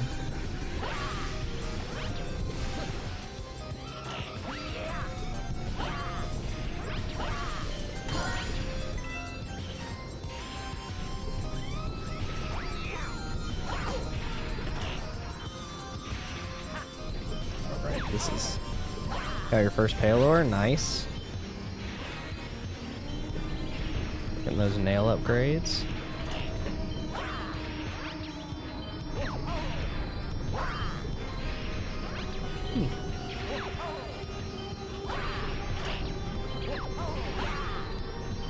Okay, yeah, I think I just need to use this platform to do it. There we go. Oh man, close. Don't worry, I'm the same way. Yeah, because, like, in my head, I have a general idea of, like, why it might be that way. But I'm just like, I don't know how to get it out there in words properly. Especially to, like, convey it to someone that doesn't know that much about programming.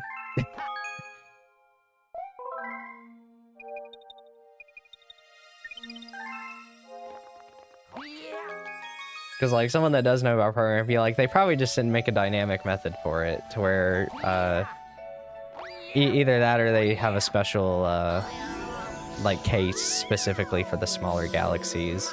But, and like I said, they might not have even programmed it the way I think they did, but, it's just, it's fun to think about, though, and speculate. Like,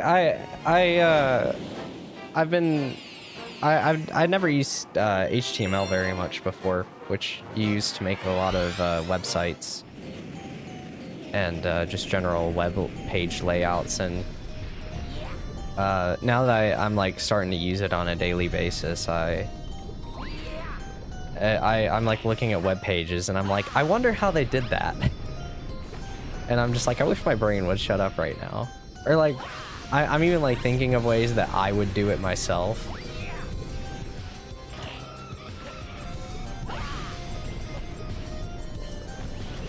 God, okay. Where's the last one? It's kind of fun to think about it, like how they would have programmed these games to me. Which I look forward to the day that Galaxy 1 and 2 are reverse engineered and we can port them to PC and stuff and have access to a code base. What's my job? I'm right now I'm pretty much just part-time at a financing company, and I basically work on their sales platform. But I'm a software engineer there. I've only been working there a few weeks as of right now. My website is full for bots to grab all the info. That is based. I wish I could do that.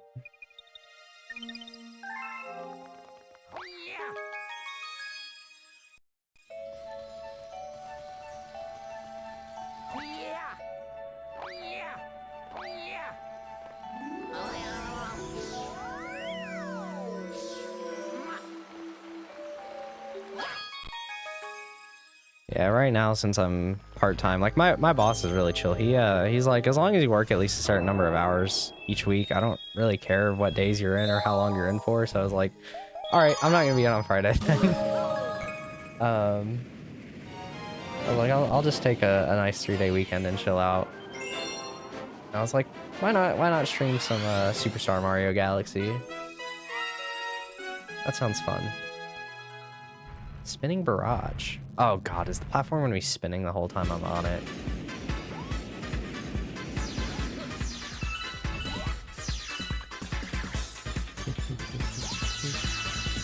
This is an interesting music choice. I kinda like it though.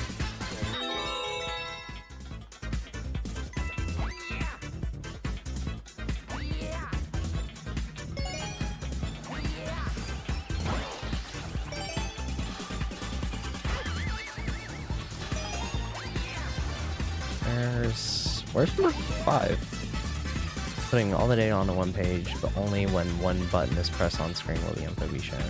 Oh, that's a pretty simple fix then. Like, that's a pretty simple way to do it.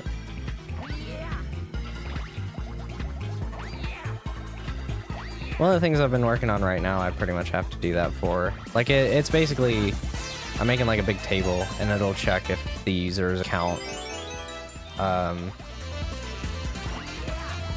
is like a authorized account, then it'll show the whole page that I'm making. Otherwise, you won't get to see that information. When US get injured while he's there, we get a day off of the week. All that means we only do work when he's there, so kind of understandable though. So what do you do at work, Caramel Crisp? Can I get on the underside of this? There we go. I get up there. Maybe I just need a backflip. Maybe I'm really overthinking this. Either that or I need to do a triple jump on the other side.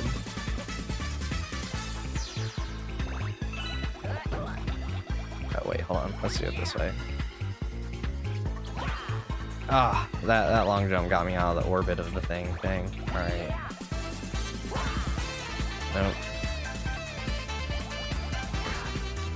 Ah!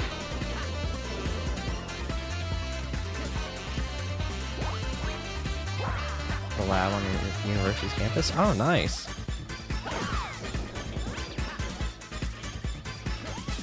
That seems like fun. I've got one friend that's doing that right now, and other than like this wind turbine apparently producing decibels so loud that it vibrates your skull and is starting to give him headaches, then he's been enjoying it. Organic chemistry lab. Oh, I have another friend that does organic chemistry. I don't think he's working in a lab or anything though. Do a lot of work with acids, hence the injury thing. Ah, that makes sense. There we go, finally. Okay, that took a little bit.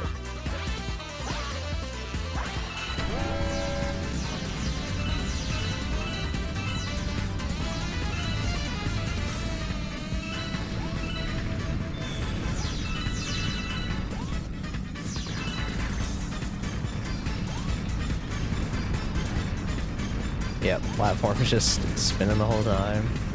You spin me right every time. Oh god, this is so hard to get on the other side of because it's spinning. Oh god, this is bad. Okay.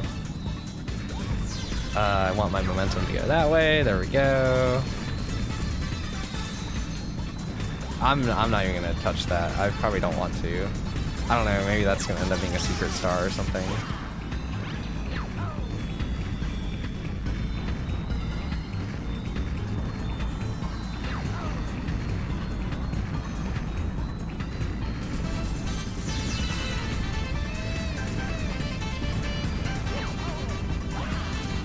Yeah, organic chemistry seems like a thing that I would not be able to do. To be honest, that seems pretty tough to me.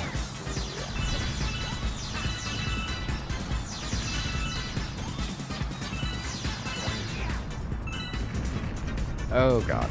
Nope, nope, nope, nope, nope, nope, nope, nope, nope. No, oh my god, the star's on the underside. This is so painful. What is this? Alright, Bullet Bill, I need help. Thank you. Okay, can I please get over this thing? Okay. Bullet Bill. Underside is nice. Kept on taking licks of it.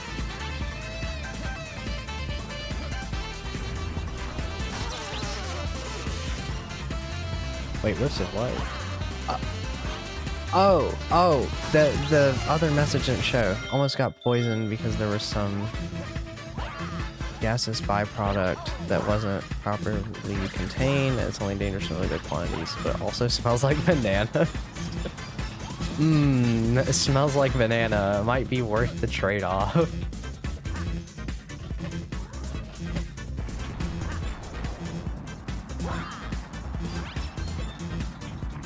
These bullet bills.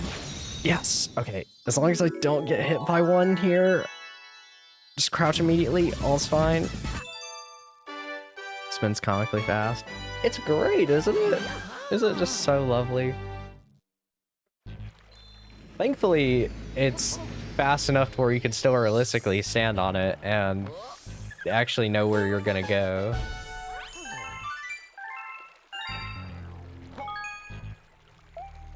Because there's some mods that'll go so fast that you like couldn't even stand on it without getting flung off immediately.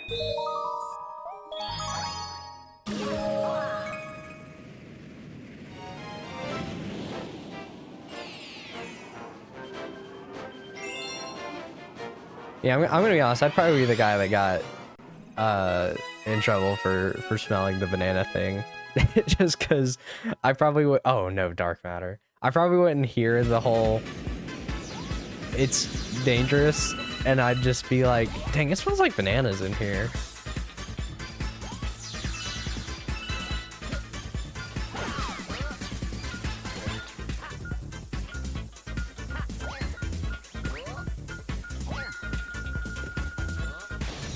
I just realized how awful are they gonna make the trash mini game. Oh no.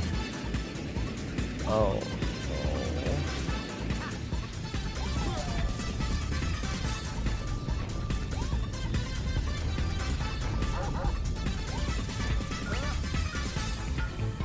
Is there no hungry Luma here? Wait, where's the Luma?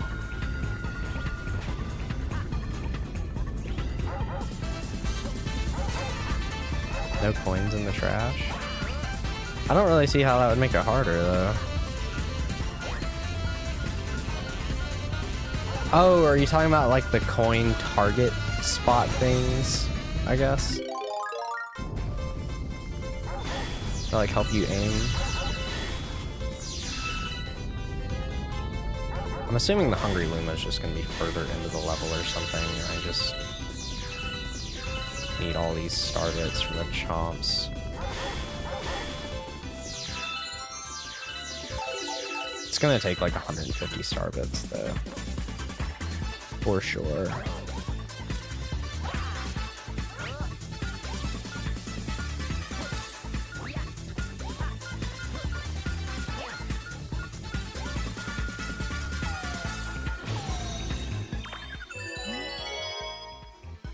Shortcut for you. Sure. Oh, right, the launch star was just kind of showing up here. I already forgot about that. Oh, there's 2 launch stars. Okay.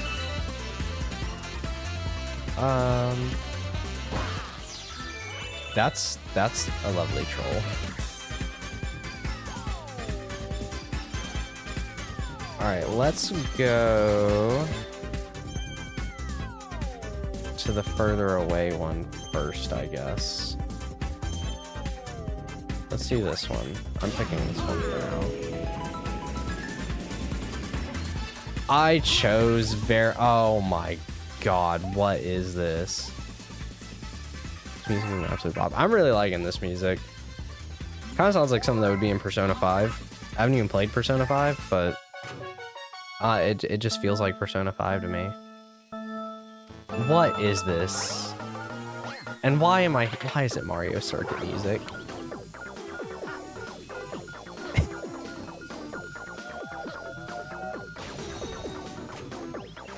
Oh, the other bomb's caught on the pipe. Oh, shoot. From Sonic CD. Oh, okay.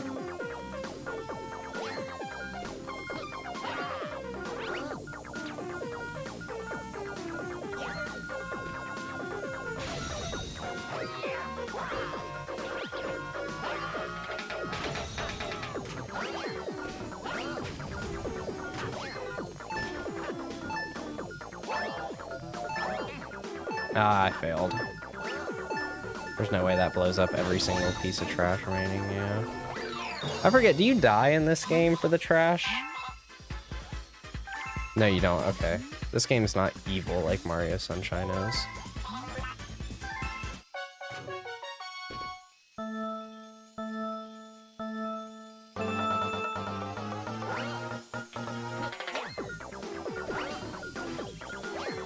Oh no.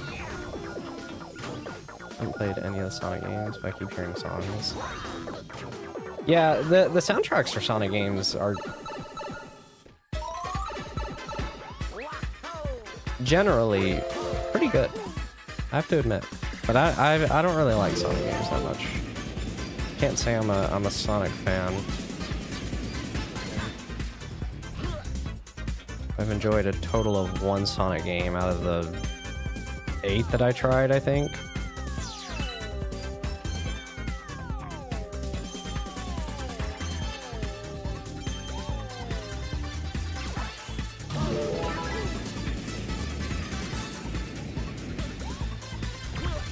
Oh, there's Luigi. Oh my god, please. Guillermo, let me talk to you. Seen a lot of that new Sonic racing game. I haven't really, like, seen the game, but I've gotten a lot of videos about it pop up in my recommended, and I know it's out. And the only thing I, like, actually know about it is that it has a bunch of really... Oh my god, I want to actually jump off the cliff after that. It's got a bunch of crazy, like, crossover characters, like Joker, Kiryu? I think it's Kiryu from Yakuza, not... I forgot the other guy, the one from Like a Dragon. Hatsune Miku, Proto Man, and Mega Man. And then they just have like a bunch of crazy characters, which a lot of them make sense because they're just owned by Sega, but yeah, that's really the only thing I know about it.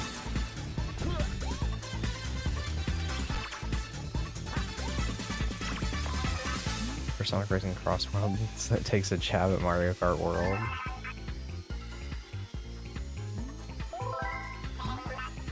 Yeah, that's like the only headline I've seen about the game is the really clickbait, like, this game is so much better than Mario Kart World or whatever. I'm like, alright, cool, I guess.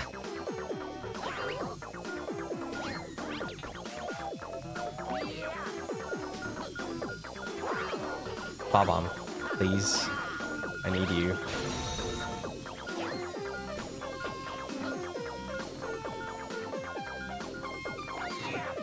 Oh, that's where the bomb canisters are. Okay.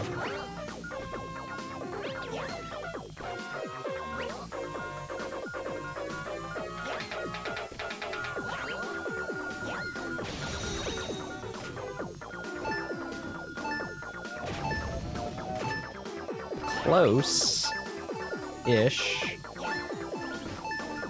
Wish you could shoot the star bits at the bob-ombs to blow them up.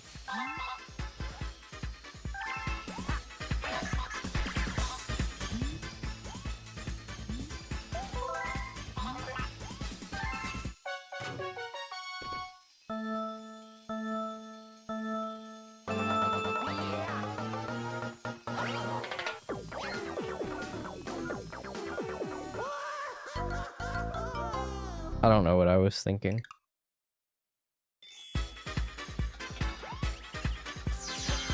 Okay, this isn't the worst place to respawn after dying, though.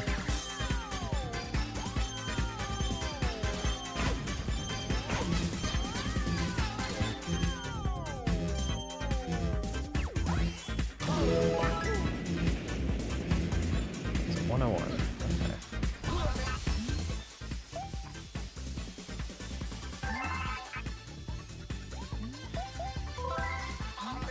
Wait. Yeah, I said it'd go till about 3, so 2 hours then, yeah.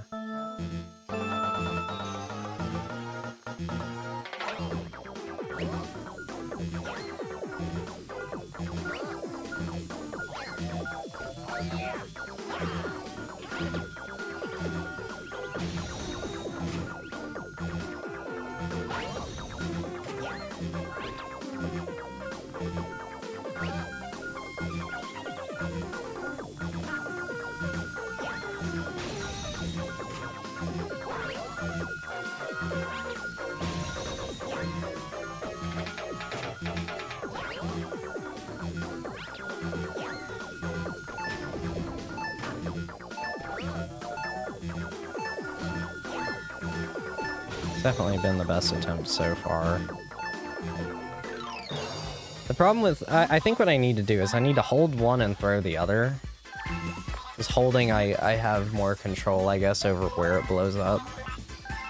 Without having to time it practically perfectly. I also want to actually, like, catch them on the trash more frequently. If I can. Kind of like that bob-omb is right now.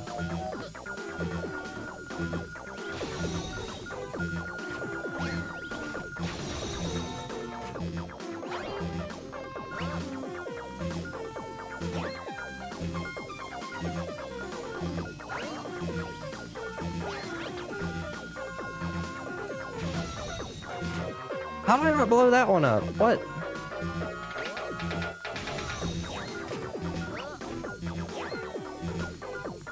I think it takes more than 10 seconds for one to blow up. I'm not entirely sure, though.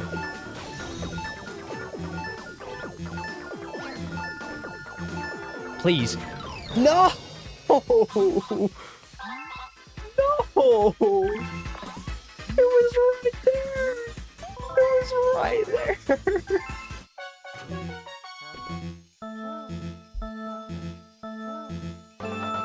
Oh my god. Alright, that kind of sucks, actually. That's tragic that I just accidentally threw that. Okay. Throw that there.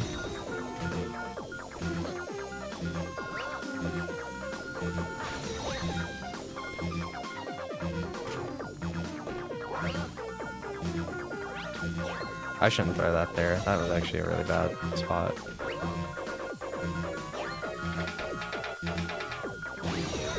This isn't a very good run. Ain't no way. I get it. Oh, man. You already killed Soulmaster? Jeez.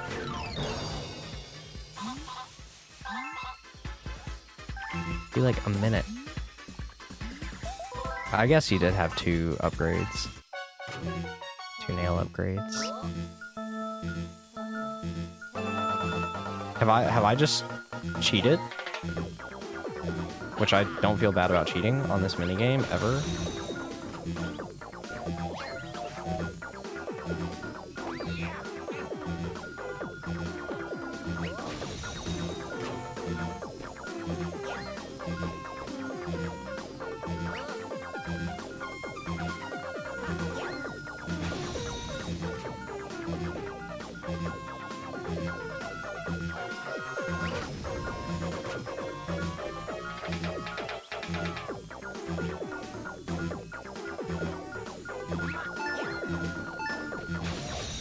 Let's go.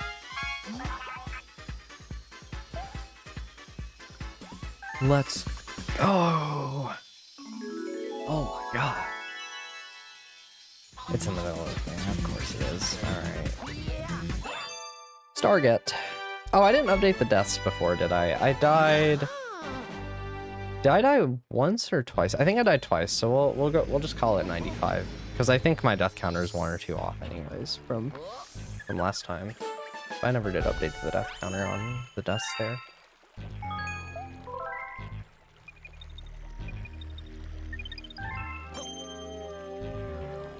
Alright. Battle Rock time.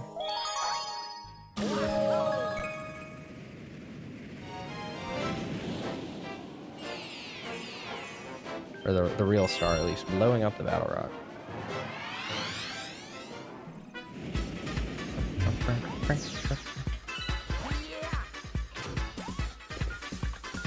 Yeah, the longer I'm listening to the song, the more and more I'm feeling the Sonic in it.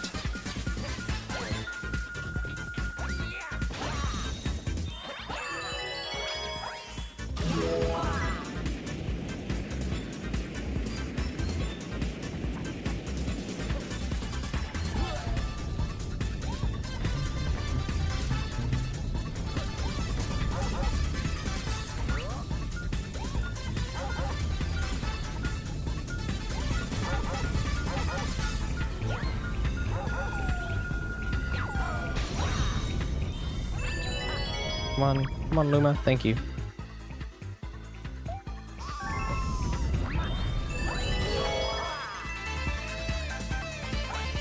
And then I go to the closer launch star. At least I didn't have to feed a hungry Luma. That's kind of a plus to the crash star in this. And whoops, I didn't think I was gonna hit that.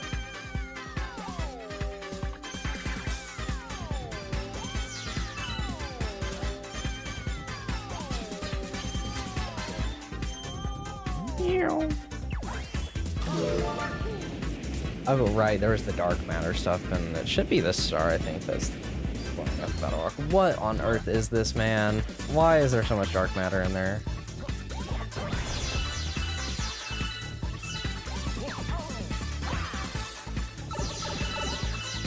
Alright, how's this gonna work?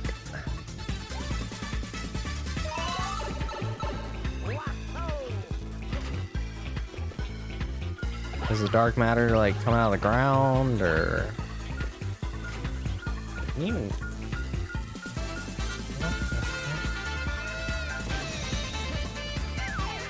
I don't. Where do I do this? Is this what I need to do? No, that's just the wall. That's not the floor on the other side.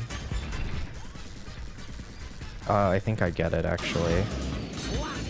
Yeah, I get it. I get it. You gotta get it all in one go.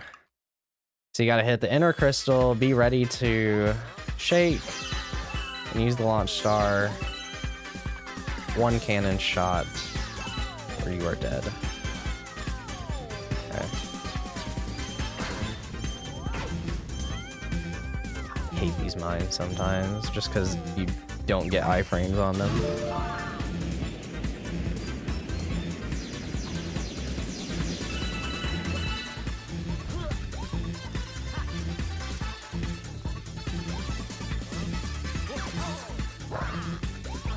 Please don't slip. I'm dead. Wait, actually? Yeah, no, I'm dead. It's like, maybe I can get some momentum from the slip to just jump over. Nah. Okay, careful. There we go. Alright.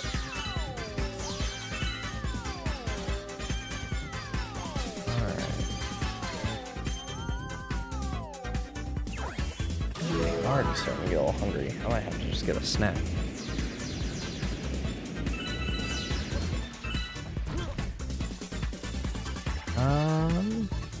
We're almost to 100 S. We are. Oh shoot, yeah, we are. I'm hoping I can finish the whole mod in under 1,000. That's kind of my goal. Hopefully. I don't know how achievable that's gonna be, as the stars will only get harder as we go, but that's kind of what I'm hoping for.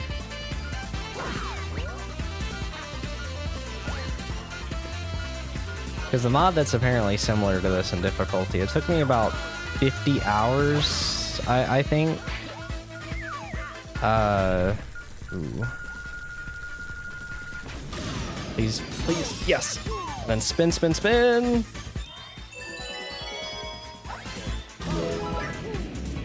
And that mod was 120 stars, and it took 50 hours to finish. Oh no, this seems horrible.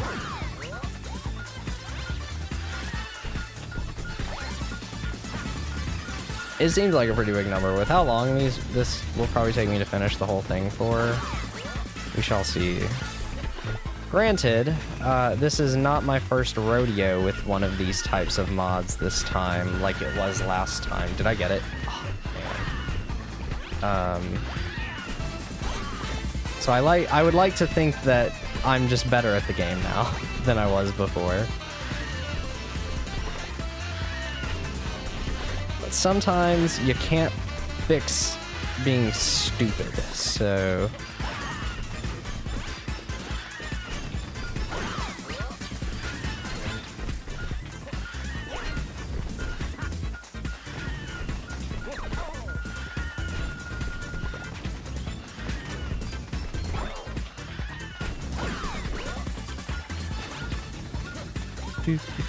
Oh my god, come on.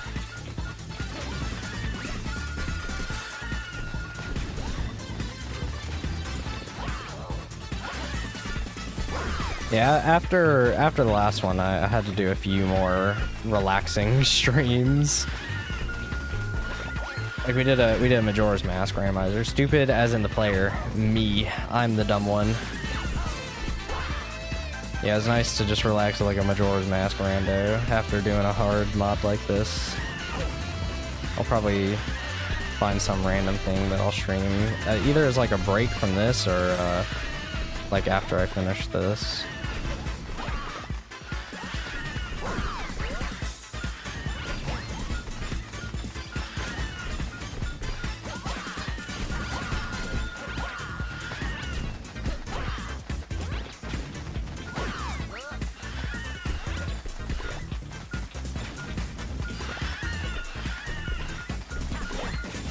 There we go. Whew. Now I just gotta not mess up this shot. Which, yeah, of course, these things are moving on faster. And I'm dead. Oh, you don't die for it, though. Okay. Thank you, game. That's very kind of you. That was one of those game series I hear everyone talk about. But I don't know if I'll ever play one.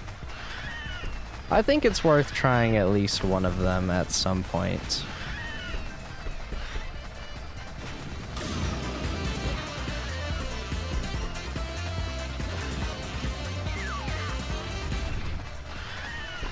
Because, I mean, there's a few different types of it at this point, like, because, like, Breath of the Wild's a very different game from a lot of the Zeldas that came before it. but I think Zelda's just one of those series that everyone should at least give a shot to at some point. I might just be biased in that because it's like my favorite thing, but there we go. It's definitely worth trying out at least one of them.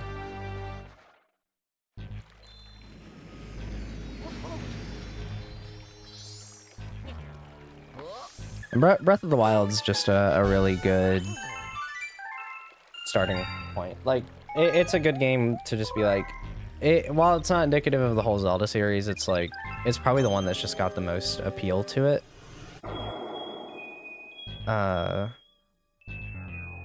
But even if you didn't like Breath of the Wild, I would still recommend trying one of the older ones, just because it could end up being more your cup of tea than Breath of the Wild is.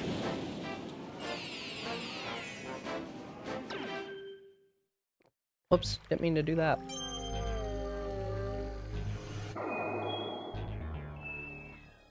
I only got auto build? Nice. Auto build is one of those things where you either find it really early on or you find it like near the end of the game, it seems like. Started playing Breath of the Wild, but I didn't know what to do and I got paralyzed by choice. It's really interesting how that happens with Breath of the Wild, because that ends up being its greatest strength and its biggest flaw for others.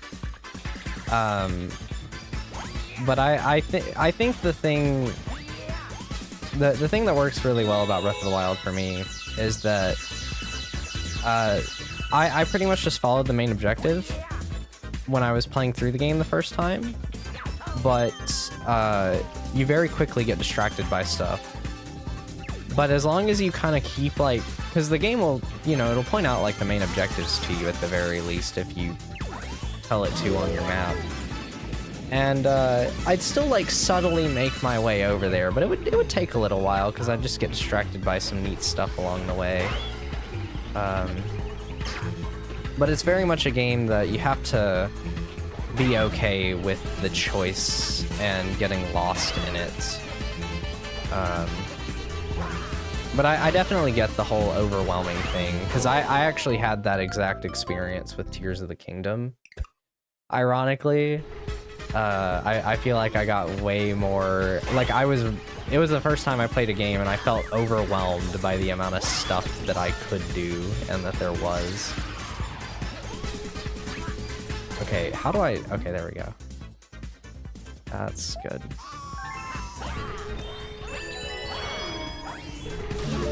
But I definitely get that. It's pretty tough to overcome the choice paralysis sometimes.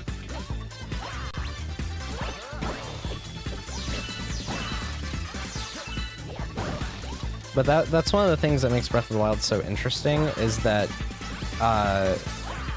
whichever way you choose to go is always the right way to go, because you will always find something that will benefit you.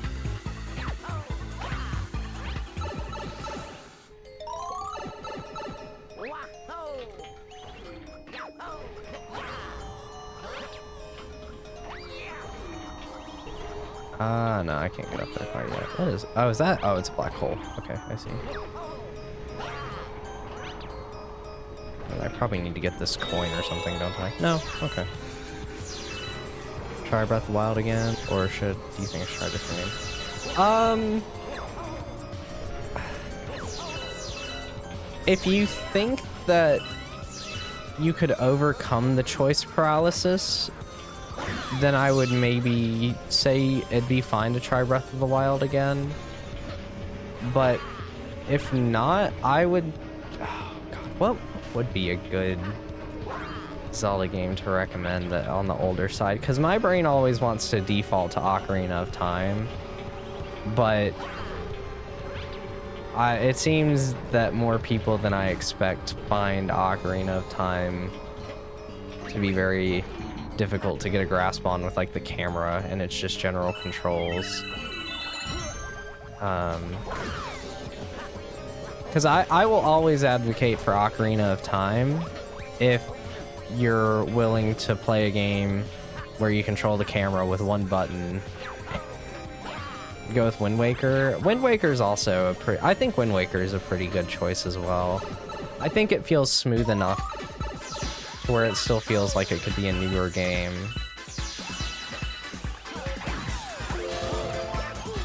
The hard part is just having access to the HD version, because I would easily recommend that over the GameCube version of the game.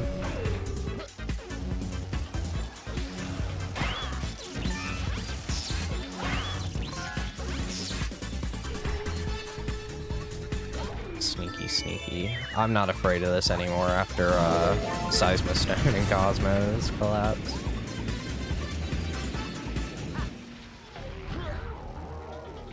Because, like, Wind Waker has its own things that you'd probably need to be aware of if you played the original version of it, but I do think Wind Waker would overall be a pretty good choice as well.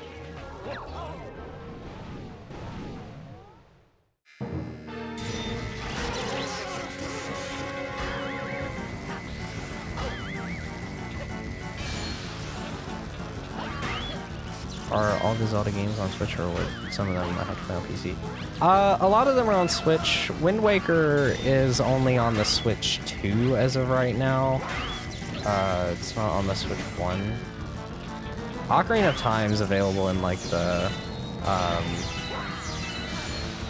Switch Online expansion pass thing.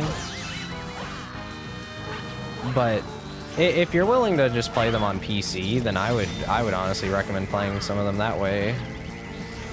Just don't tell Nintendo I told you that, and everything should be fine. Because like Ocarina of Time, for example, actually has a native PC port that allows you to iron out some of its control issues if you're just willing to set it up.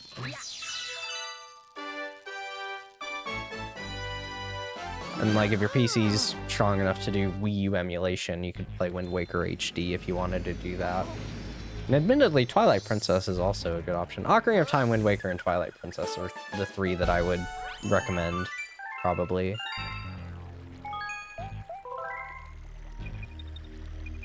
It's pretty much Ocarina, look into the native PC port, Wind Waker and Twilight Princess, look into emulating the Wii U versions of the game.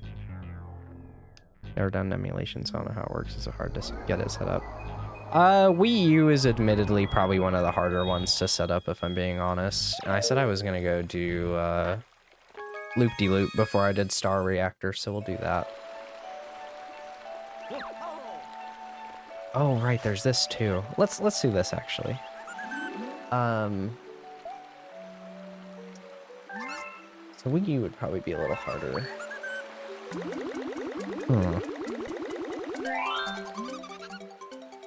I think it's harder to recommend someone to go play some of the older Zelda games than I would have thought it would be.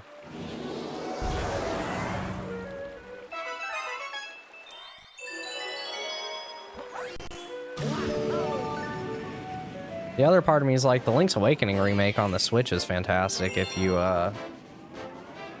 Oh, we get to find out how this is gonna go. If you want to try out a 2D Zelda game, one of the top-down ones, then I think Link's Awakening is a great pick.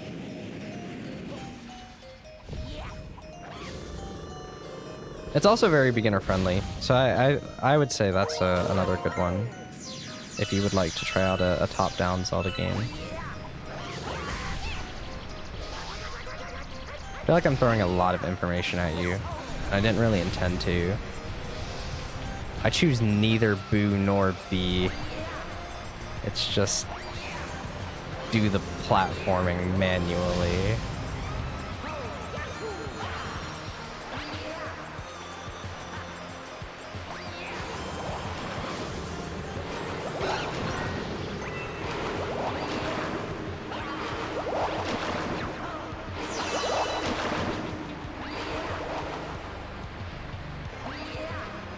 Which, that really wasn't as bad as I would have thought it would be.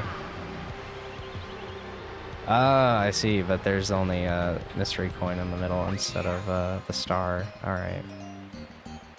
So I'm gonna have to go back out the spiral, I assume?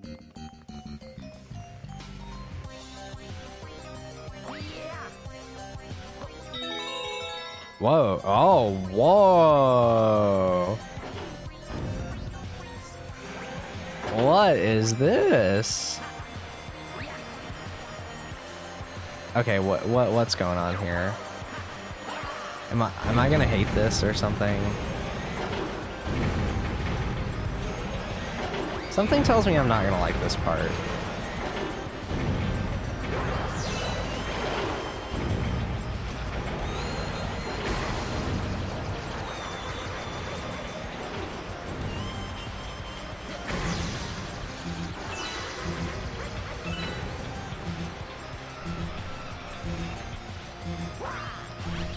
Was I not supposed to do that? Am I dead? I'm very confused. I'm very confused on what I'm supposed to be doing here. Just at all. It is definitely a camera angle. One of the camera angles I have ever seen playing a game. Okay, that was a bad jump to go for. Oh yeah. Deaths. What are we at? Did I die on the previous star? What was the previous one I did? Oh yeah, did I ever update the death counter from the cannon? When I died a couple times to that? I completely forgot to update the death counter.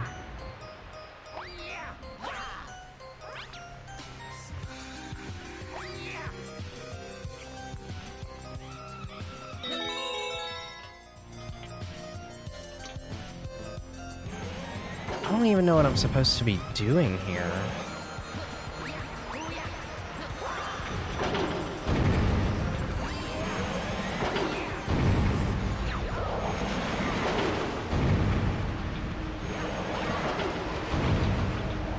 The only thing I can think of is to jump onto this pole here.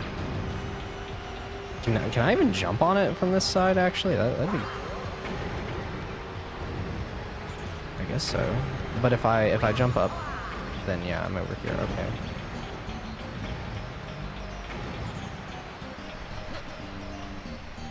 Oh, wait. There we go. Give me the can to get the star. Or die. No, I mean the one that I had to break the crystal for.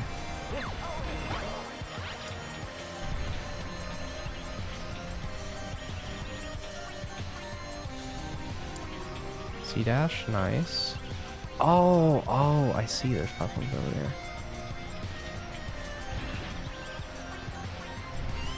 I don't know how I feel about this part.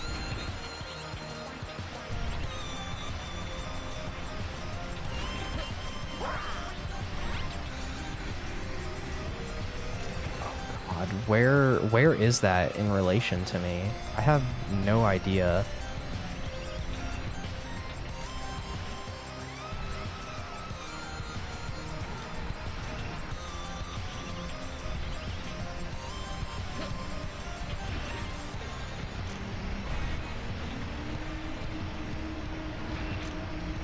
Okay, middle one. All right.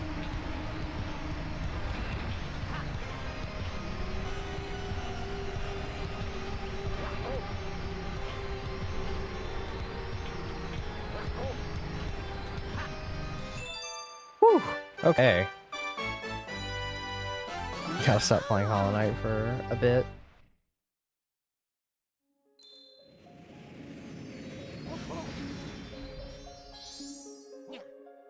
There we go.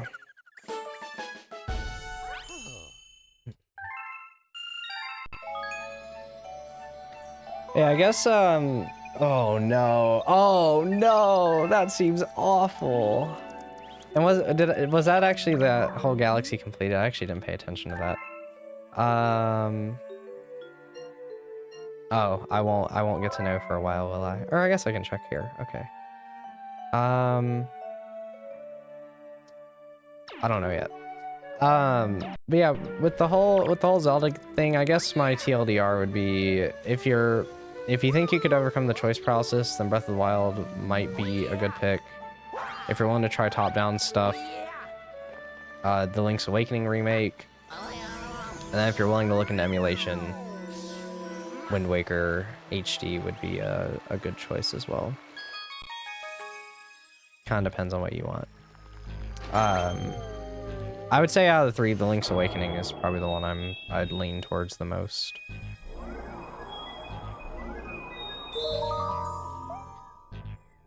You know what? No, I think oh no, because the comments in this game, they work very weirdly. I was gonna say I'm gonna go do loop-de-loop instead, but I forgot that I'll have to wait for this to show back up, so I might as well just do it now. All right, this is probably gonna take a little while, considering how interesting this fight already was. Wait, what? Dreadful Collectathon.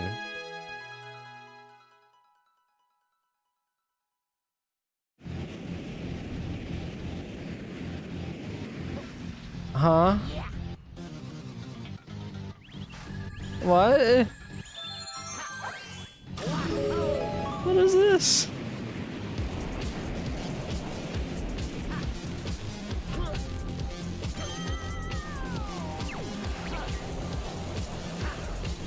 Why do I see Gusty Garden assets in the background?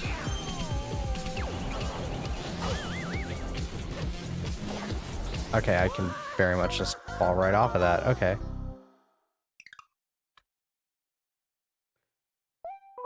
I'm not gonna like this star very much, am I? Whoops, I didn't get the... Oh, never mind.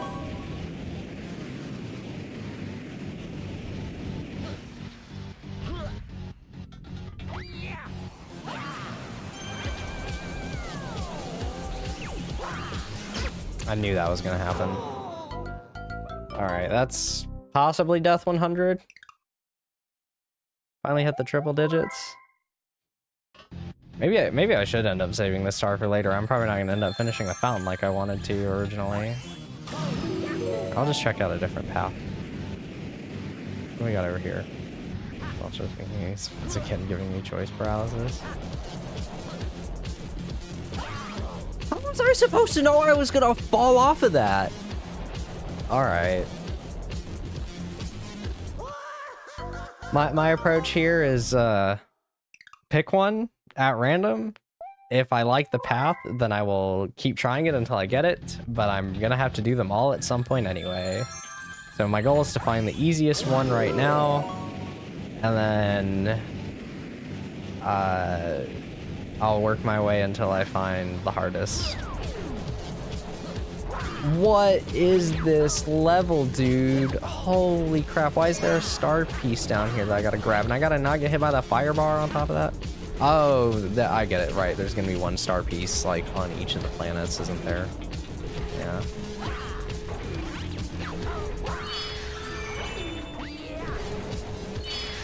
This is very much giving me, Seismostone vibes. Or actually, no, oh, what was the other one? You sent me a comment on my King post. What's up, Coach? I'll take a look at it here in a second. Once I'm not dodging a million things here. Is it okay? So that's the one I went into, right? I sure hope it is. This is the beads that I fell off of. Okay, let's go over here. Where is this in relation to me? Not there. I can't even tell. And I'm dead. Is it this one?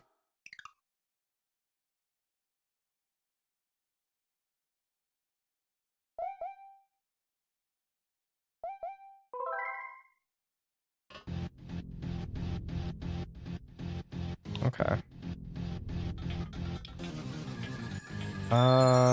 Let's see if I can figure this one out. But I saw the comment just now. Appreciate you subscribing, Coach. Can you send me a comment back on your community post after your live stream? I don't know what I would reply with on it, honestly, and I didn't update it after the previous one. I could just put a little response saying thanks for subscribing, but I mean I'm telling you here, I guess.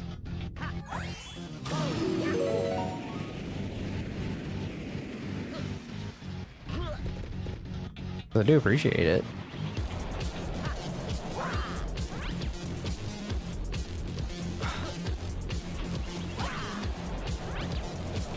Okay.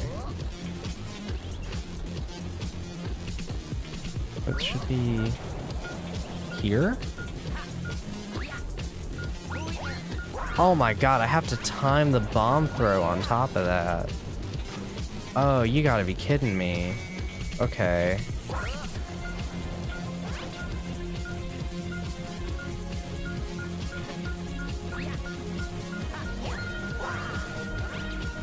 Is this a mod for Super Mario Galaxy? Yes, it is.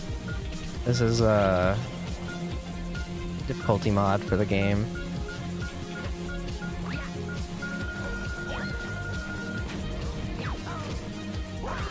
That adds a whole bunch of new stars, remixes a lot of levels, makes them a lot harder.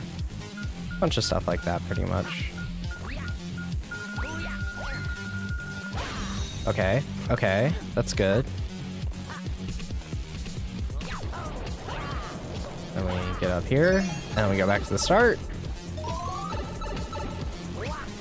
Okay, so I know how to do those two paths. Let's try this one. See what's up here. We're going here, right? Oh. This is very strange. Am I seriously gonna jump all the way over this one? Holy crap. Okay.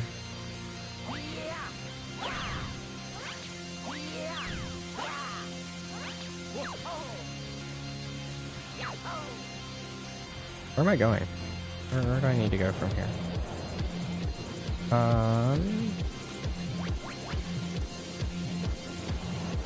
This is always a fun problem. That was a weird path launch or something there. Yeah, it seems like they kind of jerk me around every now and then. Oh, oh wow, okay. Can you even play as Mario for this mod? You can, but I think there's some stars that are only available once you... Kind of like how in the regular game you only get grand finale once you finish the game as both. I think there's a few stars. Another weird like hard coding thing with the game where you have to finish the game as both Mario and Luigi. So I figured I would just play the mod as Luigi straight from the get-go, where we could do all the stars. So I essentially just downloaded a save file online. The closest thing I could find was Mario at 105. I couldn't just find a Mario 120 and Luigi 0 file. Because like you don't even have to do it on the mod. The mod uses the same save data as the vanilla game. So I pretty much had to play through all the purple coin stages as Mario to get a file ready to play this. I probably could have, thinking about it now, I probably could have just exported a save file off of my Wii, but I didn't think to do that at the time, so I did that instead.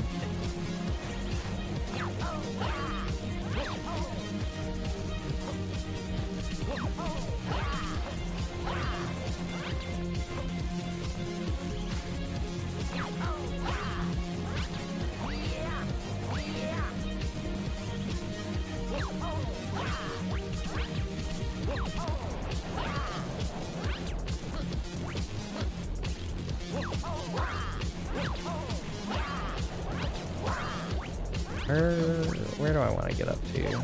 About here, maybe? Okay, there we go.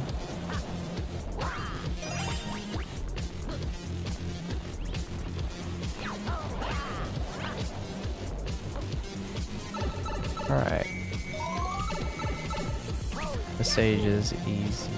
Got the others. This is probably one of the harder levels I've seen in the mods so far. I'm just having to, because if I die, I have to redo all of this stuff again. So it's a big endurance test, Daredevil Comets thing.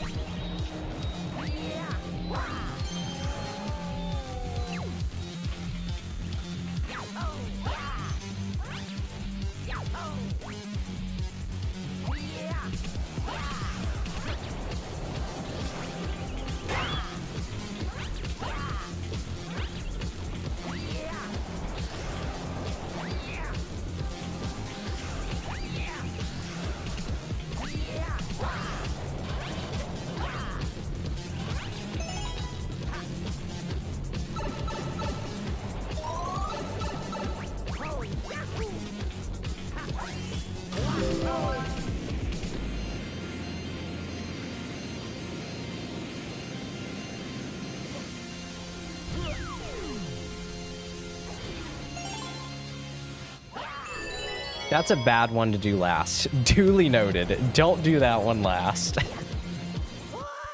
Very much noted down. Okay, we'll do that one first. I think what I'll do is I'll do that one first. I think that one and the Bob-omb one are the ones I need to do first. You maybe want to play the Galaxy games again, but you don't think your reworks anymore? No! Oh, you don't remember where the games are? That could always be a problem.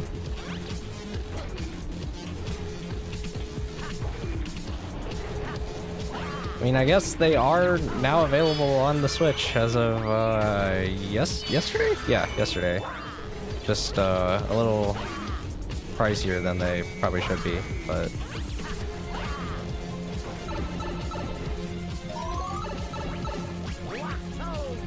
which one's the bombs? Is it this one? I think it's this one, yeah. Okay.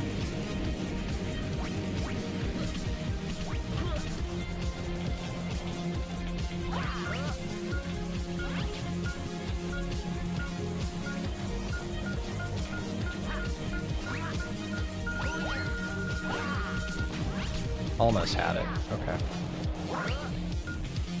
There's always that option of learning about emulation.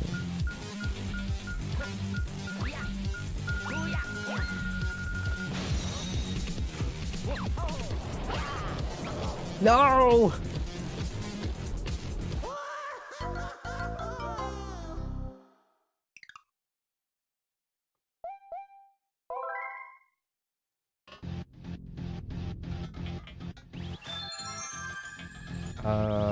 This launch star. Okay.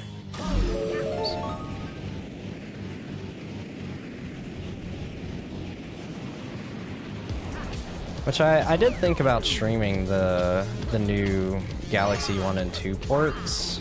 I don't have them yet, but I am throwing the idea around in my head to try to do some challenge runs. I don't know if I will like enjoy doing that as of right now, which is the reason I'm a little hesitant to do it, but there is part of me that wants to try to do a deathless playthrough of Galaxy 2.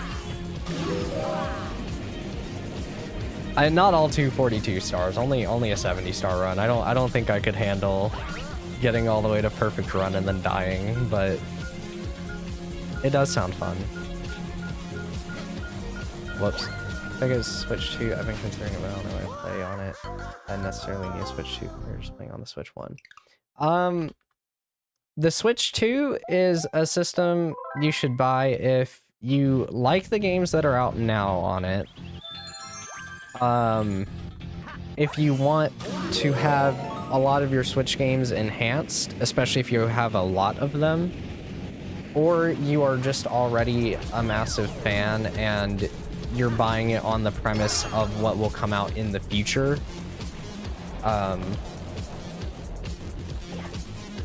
Because obviously Nintendo is going to release a bunch of games on it over the years. They just haven't come out yet because they're still making a lot of them, but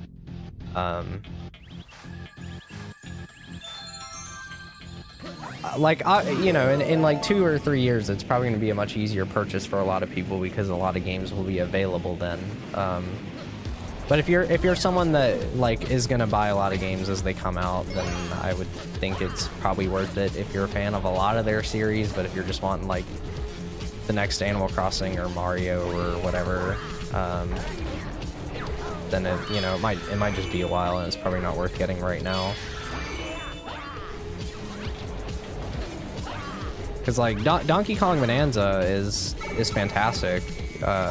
If you like really loved Mario Odyssey, then Bonanza's a great game. Is it worth buying a whole console for? I mean, that's kind of up for you to decide, really. But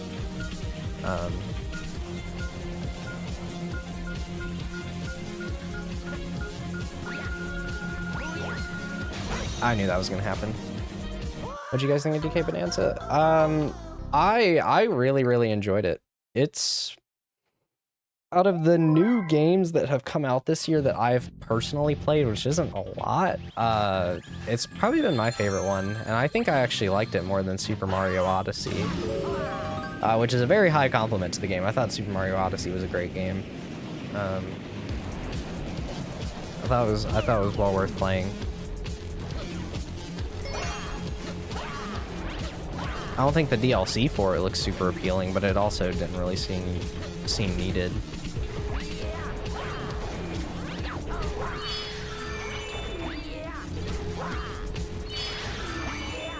Great game though.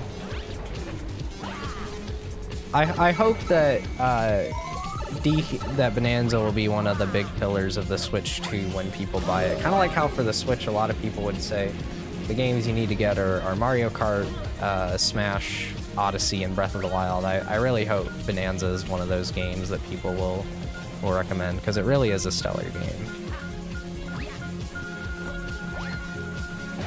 Oh, how was I off of that?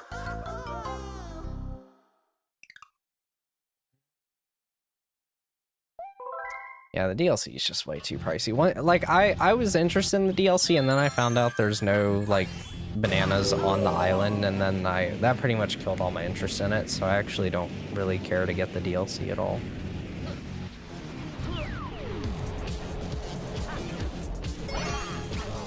Whoops. Not 1010. I don't think we're there quite yet.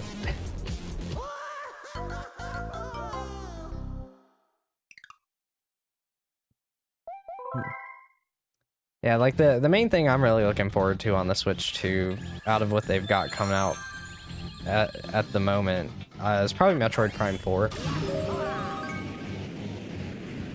Which, admittedly, there's nothing in the trailers I've seen so far that has me, like, really blown away by the game, but I will get it just based on the premise that it is a Metroid game. And I've yet to play a Metroid game that I thought was anything less than fantastic, so... Granted, I haven't played all the Metroid games, but, I will be very curious to see Prime 4 when it comes out. I'm not gonna get it on launch, though. I probably won't get it until after Christmas. So I'm definitely gonna know at least what the, you know, like, how the game has been reviewed or whatever. How am I failing this so much? I'm not getting anywhere with this. I'm gonna try doing the Bob-omb one again first.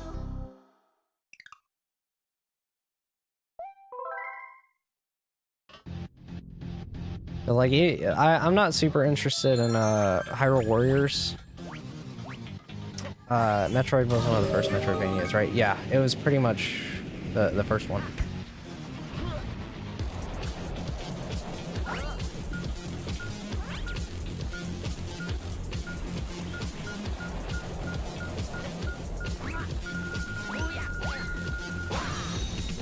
Which I actually learned really recently that, why is that happening so much? That's so weird. I'm not even, like, hitting the button again.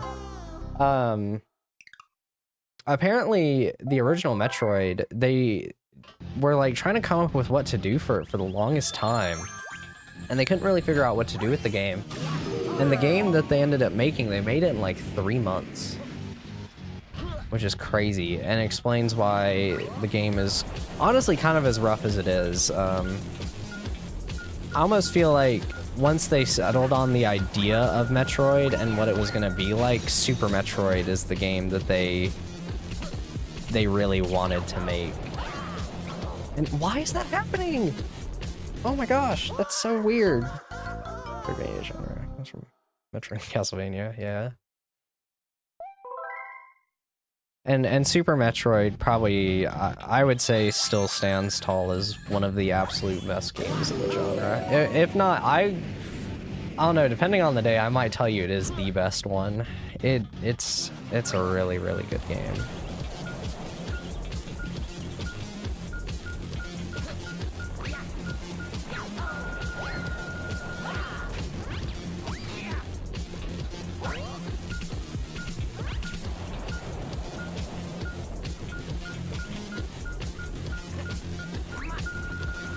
Yeah, if you ever want to know why the genre is called that, just go play Super Metroid and Symphony of the Night, and you'll find your answer pretty quickly. Because both of them really are just, they are that good, if I'm being honest. Because they were games I really didn't think would live up to the hype for me, but they really did. I was impressed.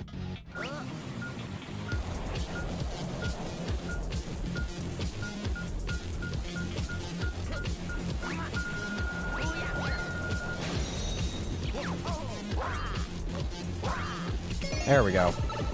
Alright. Let's see if we can finally get an attempt off the ground here.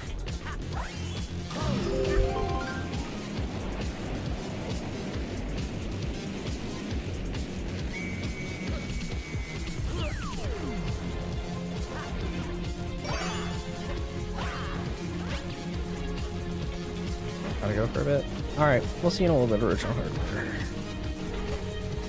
Ooh.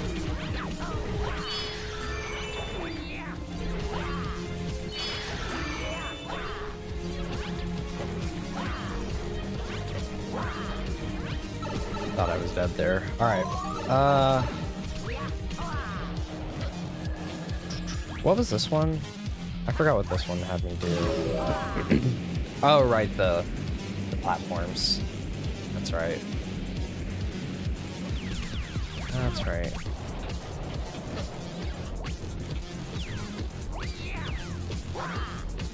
I always find it so interesting how some of these mods will remix levels like this.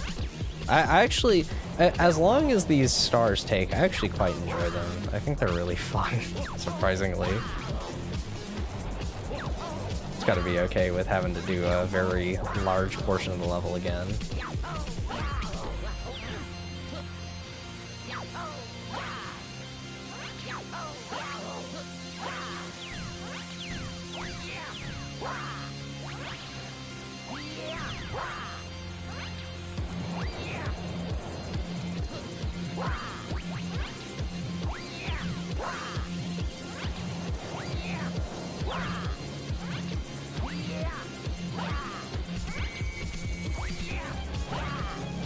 It's so frustrating doing something like this. It's definitely takes a while to be able to do something like this. Just have the patience for it. I almost said that, like, I probably wouldn't take this as well if I wasn't just playing on stream, but I don't know, I'd still probably get around to playing something like this at some point on my own, if I'm being honest. I'd probably still just play it and have a lot of fun with it.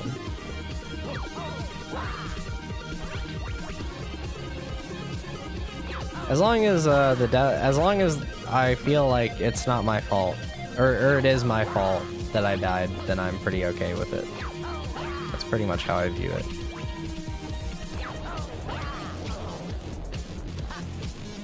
Once it feels out of my hands is when I start to get frustrated.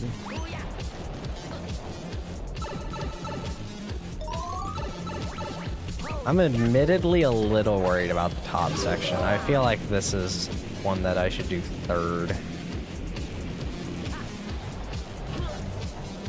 The fact that that stuff is back there also kind of scares me a little bit.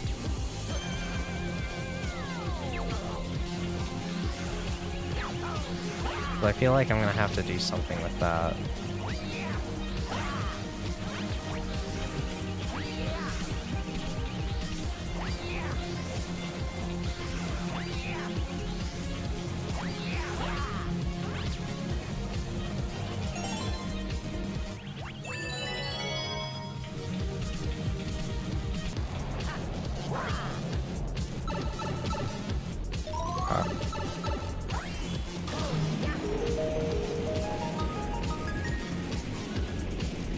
There's Top Maniacs Arena. Alright.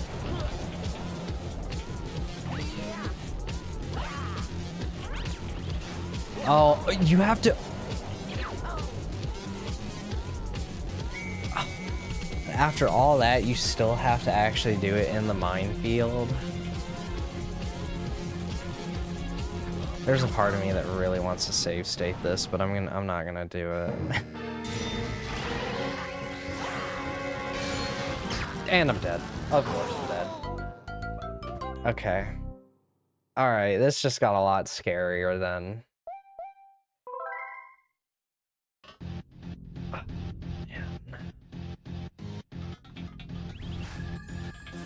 Alright. From the top. I need to update the death counter, don't I? This might be the first multi-hour long star of the mod.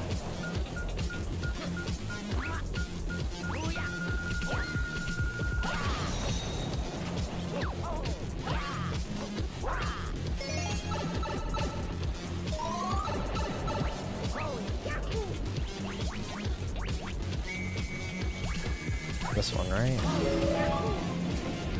Yeah, it's this one. I might just come back to this one after this attempt, I think. We'll see where we get to. Nah, I'm dead. I think what I'll do is I'll come back to this one after we finish the world. Otherwise, or just when it shows back up again. Because I don't think I'll be able to beat it today, so I think I might as well just go make some progress elsewhere, and then we'll come back at a later date. Maybe I'll try it tomorrow, but I might just put it off for a while, and try doing the kitchen instead tomorrow. I do want to come back here, though, and knock out the other gravity stars, which these are probably going to be a little frustrating to do.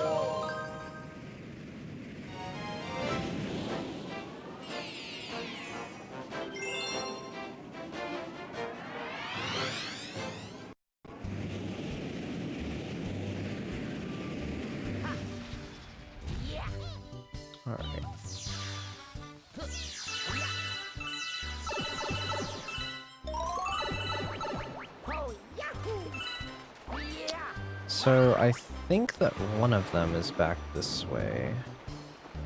Oh, right, but you gotta follow the current. Okay. What is up, Pastel? Welcome in. You just missed us doing the most fun star ever. Actually, it's kind of a cool star. Just a bad ending. Yeah, the best galaxy, right? We had so much fun here last time. Where's the star? Okay, there it is. Okay.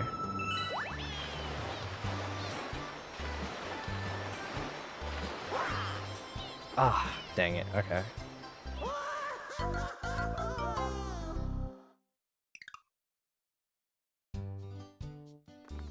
We'll get a few game overs here.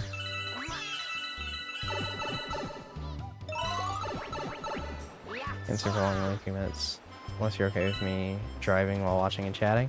Well, I mean, you can have a nice listen if you really want to listen to my voice while you're driving.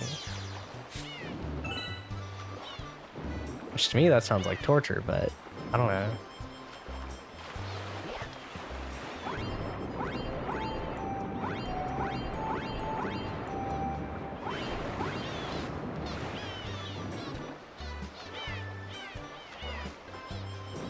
Let's go up here.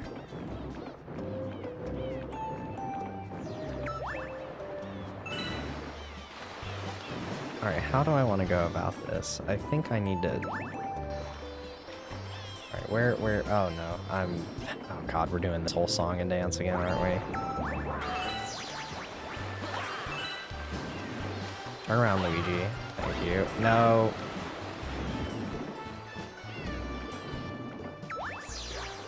Alright, Pastel, you just answered my question. Because I was gonna have a question for you later today.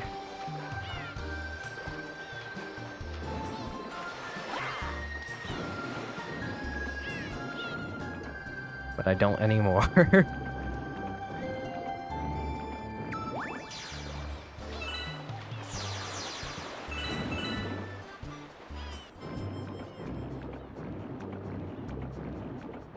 You are supposed to have a surfboard. You do for the regular star, but there's these other stars off to the side that, as you can see, are super entertaining to watch and super fun to try to grab, that are just off the sides of the level.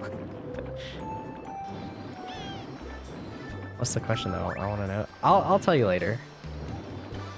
I'll tell you later. Don't worry about it. I'll message you.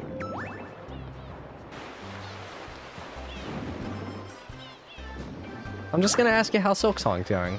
Let's go with that. All right. Even though the answer is I didn't play anymore. It just seems frustrating. It admittedly kind of is. I won't lie. And I think I'm stuck here.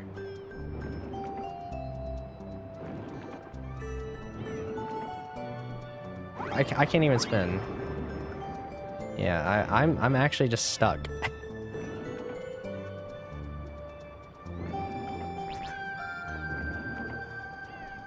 Alright, we'll just spin to deplete the air a little faster. You know, it'd just be faster for me to do this at this point. We're doing that. I watched a video on how you do these stars after the last stream, and you do, there's no shell or anything, you just have to jump over to them, but it's so, why it doesn't matter what gravity star I pick, I guess that doesn't matter. Oh wait, no, we're good. No, we're not. Is it because my leg is like blocking the signal of the controller? There we go. The pointer was a little out of sync. We love Bluetooth! Yeah, Bluetooth! It's so good.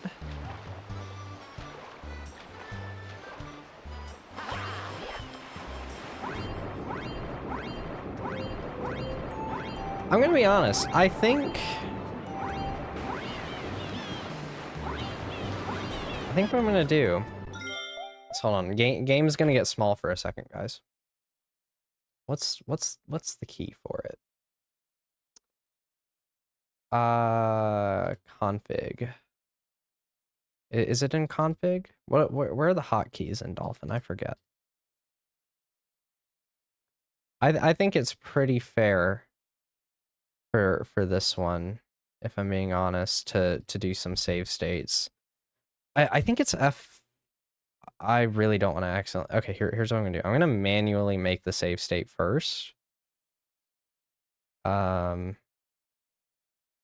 way, if I accidentally hit the wrong hotkey... no video? Yeah, that's what you get to see with my capture card. When there's nothing in it. So if I hit F5, will that make a save state? And then if I hit F7... does that load the save state? Maybe it's Shift F7? No, okay. I don't know what the button is. Because these stars, I think we can all agree, right? It's just a huge waste of time to have to swim back over it. I'll still add these to the death counter though.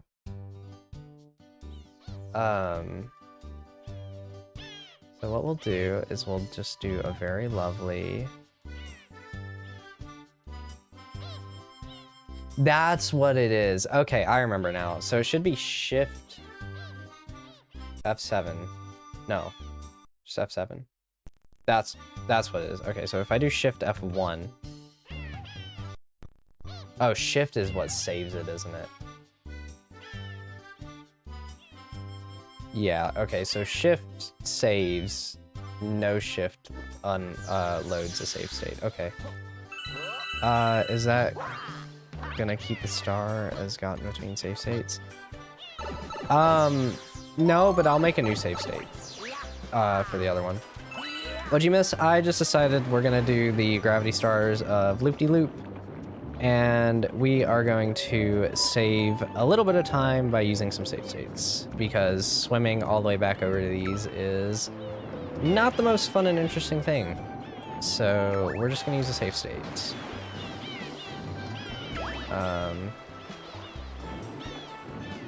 Since there's no challenge to this, it's just tedious. So we'll do Shift F1. And then if I hit F1, we load back. Okay. And sorry about the audio crackle when I load the states.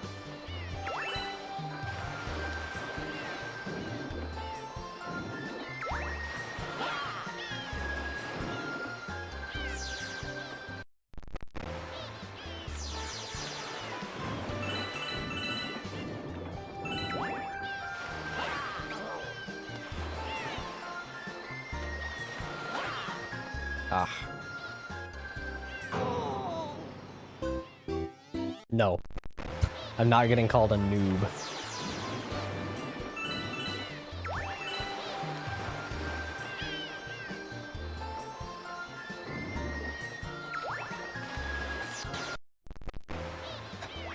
Okay.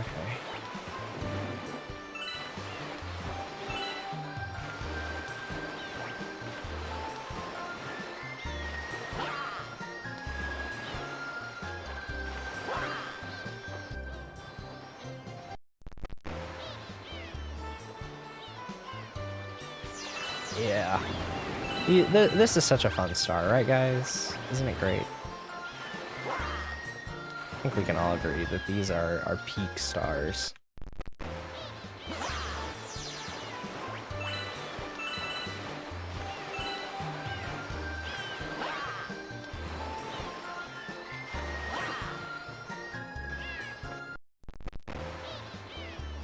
Yeah, the way I'm kind of treating the deaths, by the way, is if I save state from the water, that's I return to the observatory and I swam all the way back. If I fall off, I just died.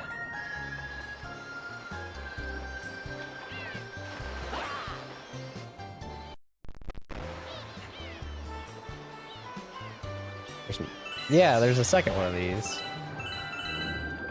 Now that you don't have to worry about flooding the house.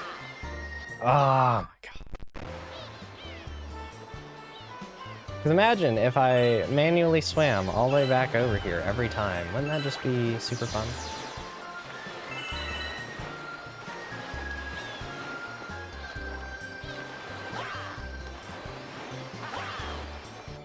Dang it, that's right.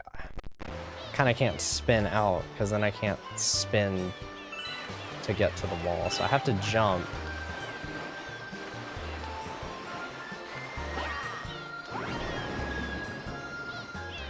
Oh. Okay.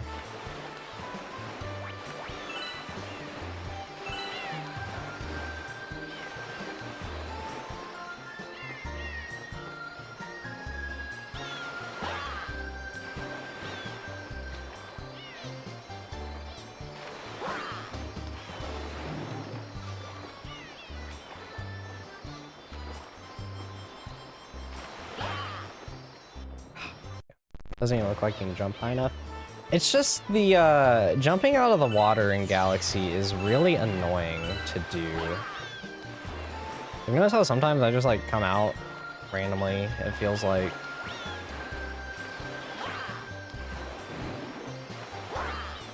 Oh, that could have been it. I won't count that one as a death. We landed in the water below. I'm not going to count that one.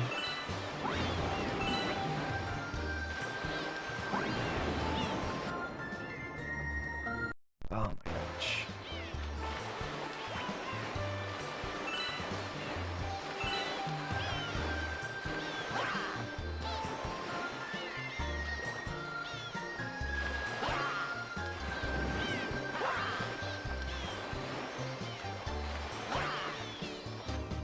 Man. But I don't really know how to get the jump correct. I just know that we need to wall jump off of this and then spin over to the star.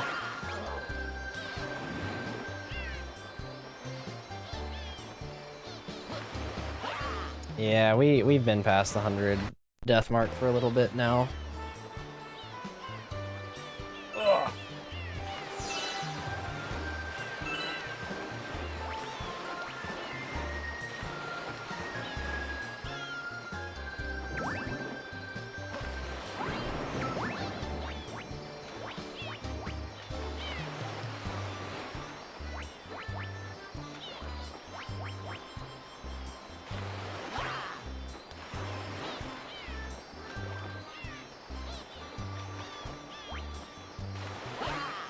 Ah, man. Okay. Thought that might be it.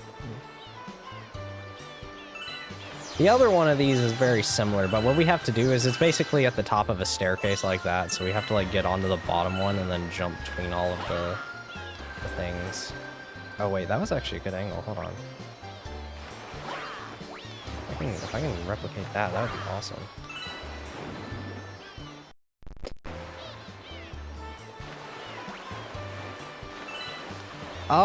You know what? Yeah, I'll give it that. This is still more fun than the ball level.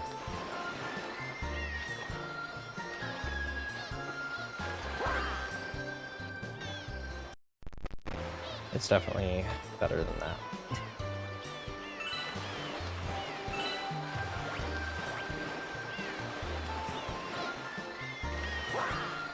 Oh my gosh. It is super hard to get enough height for that, isn't it? What if I'm sitting completely still?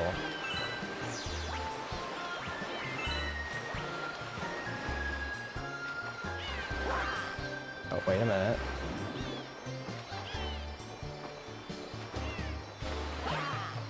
Nope.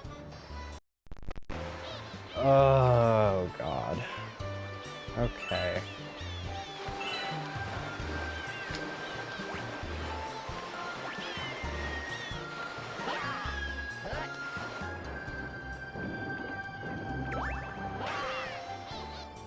Yeah, we're death farming. That's my goal for the day now. Just to farm a bunch of deaths.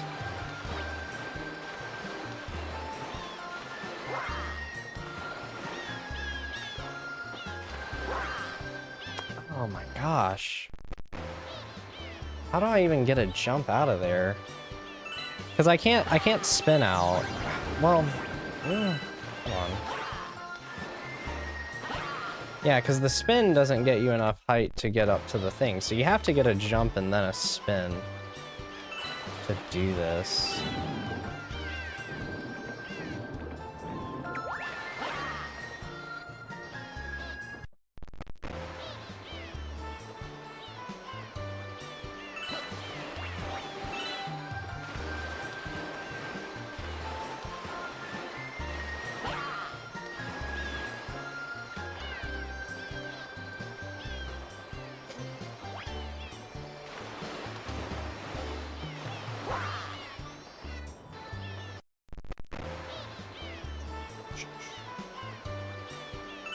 How many deaths do we think we're gonna get from these 2 stars? Like 100 alone, probably?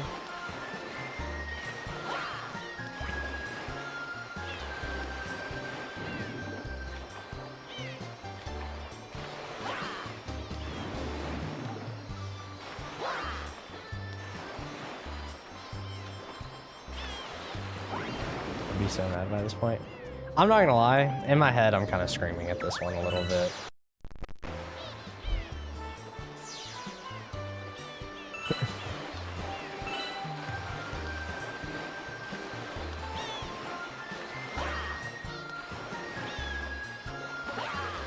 Oh, wait a minute. Ah, no, that wasn't good. Okay.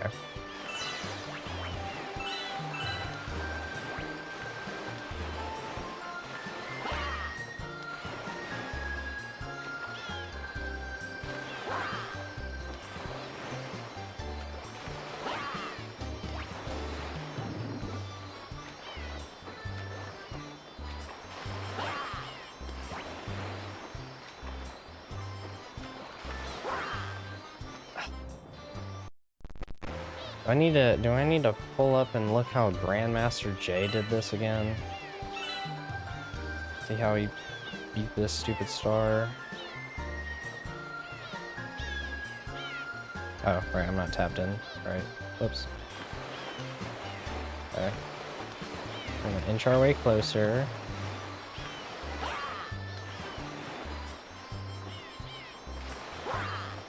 Nope.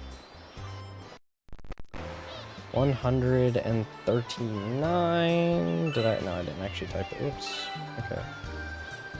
And then.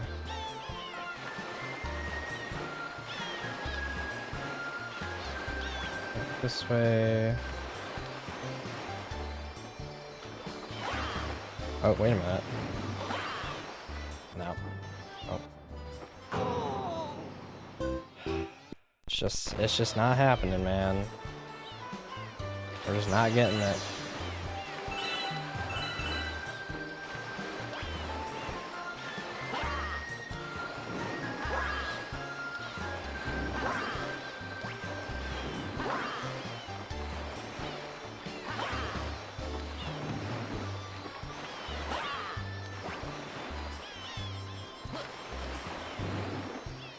I think he doesn't want to face the direction I actually want him to. Let me oh wait, I'm about at that point. Okay.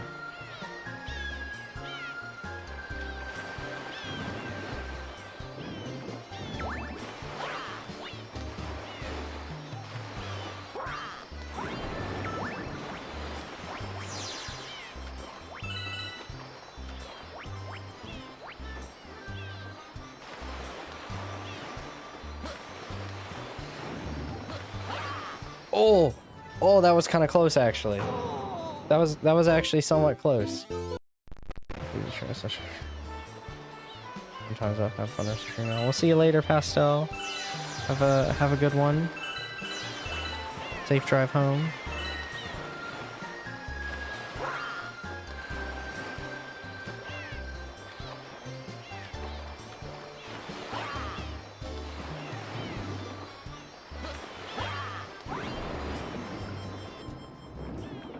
Nope. Oh wait, I should have updated the death counter for that one too. My bad.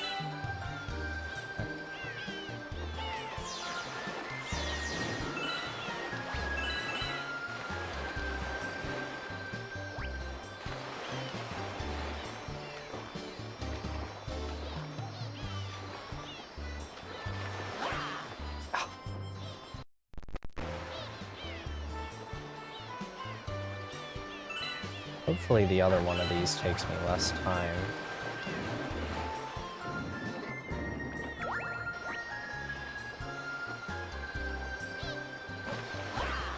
Ah, got under it.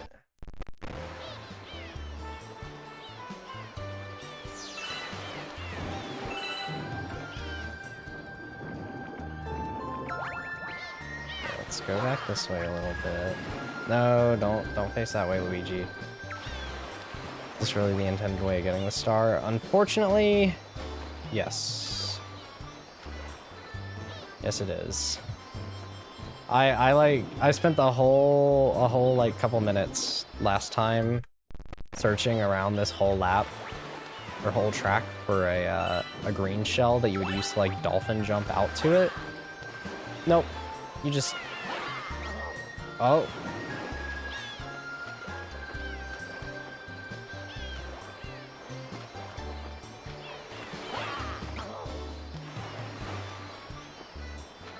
You just gotta do this. We almost got it. I just need to be ready for when I get the wall jump. Seems so unfun.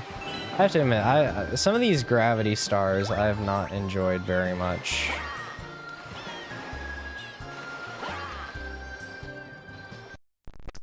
There's a lot of things about this mod that I have liked so far, and there's also a lot more that I have disliked than I was really hoping for.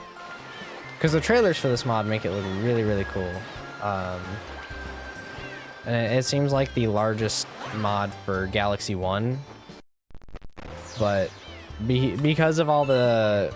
Like, because of Galaxy 1 being a harder game to mod than Galaxy 2, I feel like that's where quite a few of the problems come in, just because there's quite a bit of jank that's probably just hard to work around. And I get that. But, you know, it doesn't really change the fact that some of these just feel really stupid sometimes to do.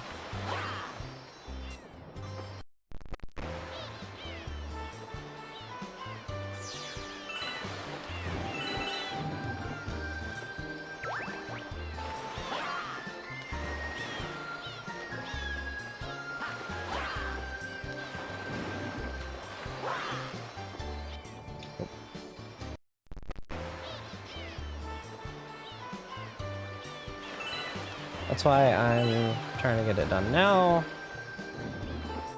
So that maybe later we'll be stuck on some actually interesting, difficult stars. Kind of like the other one. I do think the other one was a pretty fun star. I mean, there was a barrier like in Beach Bowl. Well, I mean, there is a barrier right here on the water. The issue is I just have to like jump out of the water. Oh my gosh.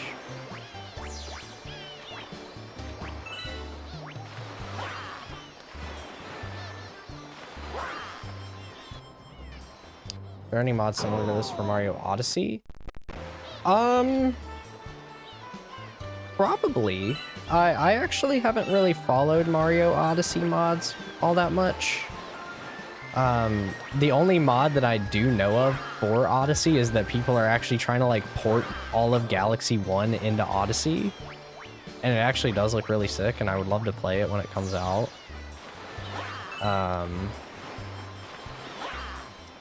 But I don't really know much about like custom kingdom mods or anything. God, dude, really?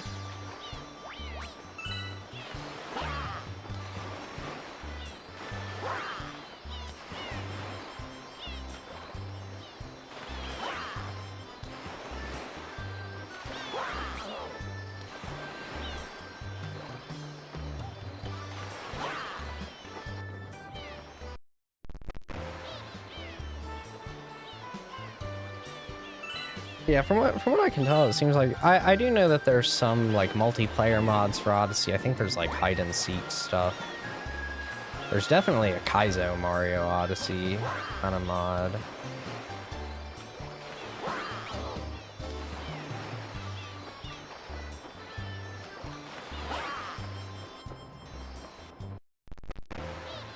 But I can't really. I'm not sure if there's any. It's harder to mod things on the Switch than it is on the Wii. It kind of depends on the game. I think with a lot of Switch games, I don't really know how some of the modding works for those. But certain games on the Wii have been easy to mod for a really long time. Like Mario Kart Wii and New Super Mario Bros. Wii have huge modding scenes. And then for the Switch stuff, I really don't know much about how they do mods on the Switch, but it seemed like mods for Switch games came out like a lot faster than mods for Wii games, like right after. Granted, a lot of them were just like, make some of the enemies Shrek in Breath of the Wild, but I mean, there's mods, I guess. Because I remember those being around like, maybe like a month after Breath of the Wild even came out or something. Although I think at that time it was all for like Wii U mods instead of the Switch version. I think it just kind of depends on the game though, and how much of an audience there is for said game.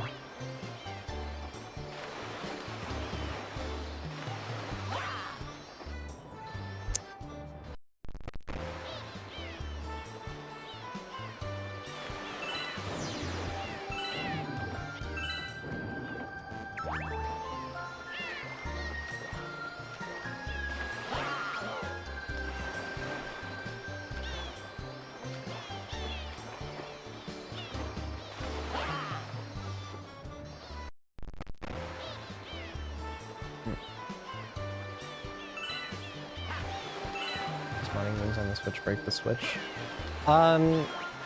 So the mods for the games themselves wouldn't, but you do have to mod your Switch itself to install mods onto it. And from what... No!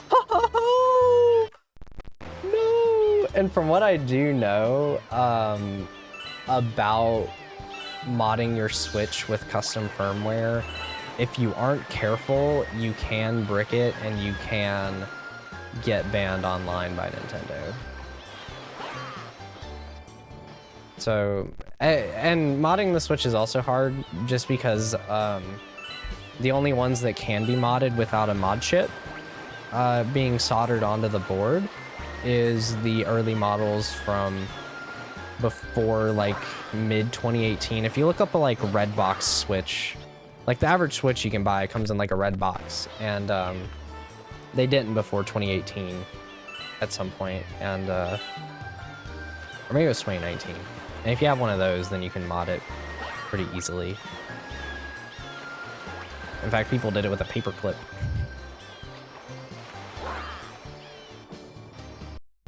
It was really easy to break your Switch that way, so people made like a little tool that you can use to mod it.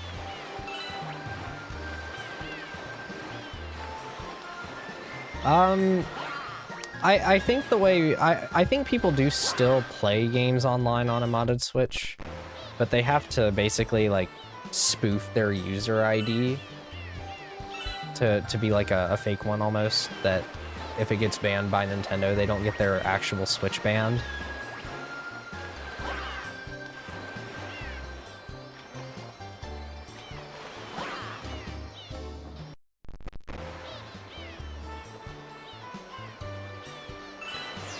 I've modded quite a few of my consoles, but the Switch is one that I have not modded yet. A $200 console. I bought the... I got the Switch when it first came out, but then I got a new one when Tears of the Kingdom came out, so I got the OLED then. So I've had the mod thing sitting around for a couple of years now, to where I'll probably do it once it gets pretty sophisticated. Too well for 3DS modding, so that was harder to mod for a long time. Yeah, I remember trying to mod my 3DS back in like 2018, back when you did it with Steel Diver, and I was very unsuccessful with that. But I managed to do it in 2021. I don't know how the modding process has changed since then. But a modded 3DS is a very fun console to have around. You can do so much on a modded 3DS.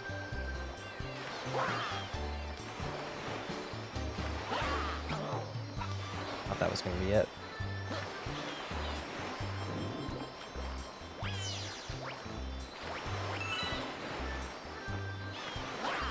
Oh, that's not good.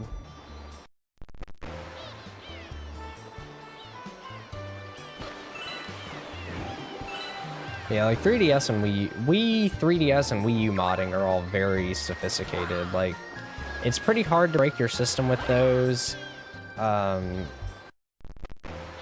It's pretty easy to follow with either a text guide or a video guide. And you can play a lot of games on those systems once they are modded. Get over on very quickly. Yeah, that's one of the big things, and I especially struggle with that. Like you mentioned choice paralysis a lot earlier. I struggle with choice paralysis when it comes to picking games to play, and if I have, say, a giant list of digital games in front of me, instead of playing some cool games, I'm just gonna go play like Ocarina of Time again instead, and that's just kind of how I end up.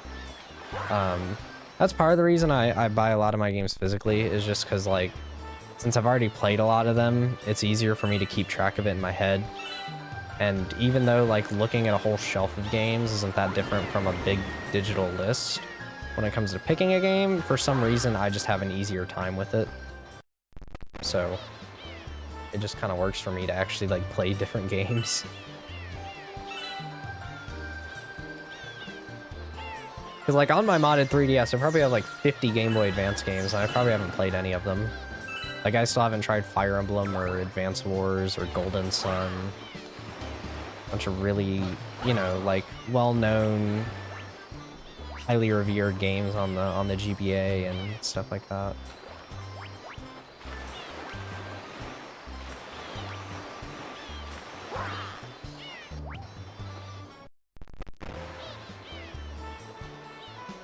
So the choice paralysis on a modded console, I think that's the biggest downside to it, but I will always advocate for doing it, because it is a great way to be able to actually play these games on their original platforms in spite of very high prices in some cases for the original copies of games.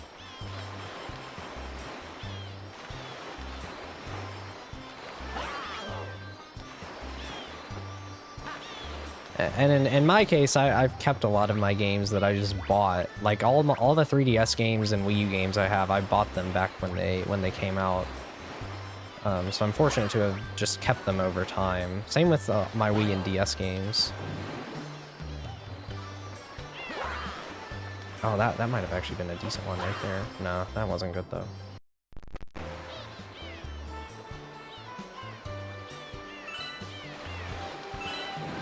Like I've spent the past couple years rebuying all the Xbox 360 stuff I used to have as a kid. And then some of the games I always wanted. Because I got rid of my Xbox 360 when I was like 12.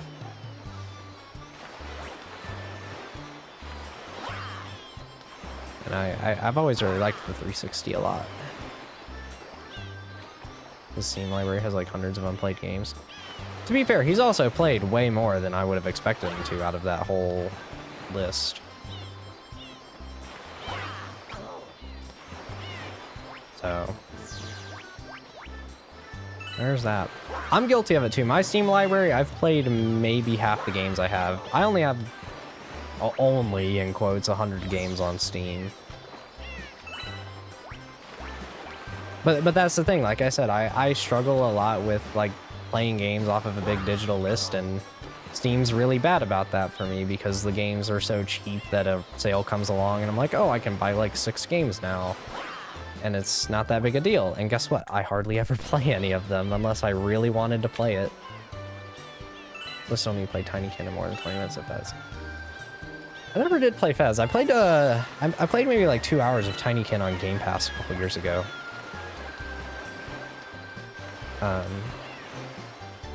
I wasn't liking it as much as I was really hoping I would, because I was like, oh, it's like Pikmin and a 3D platformer put together. That sounds kind of awesome. And then, I don't know, it just wasn't grabbing me.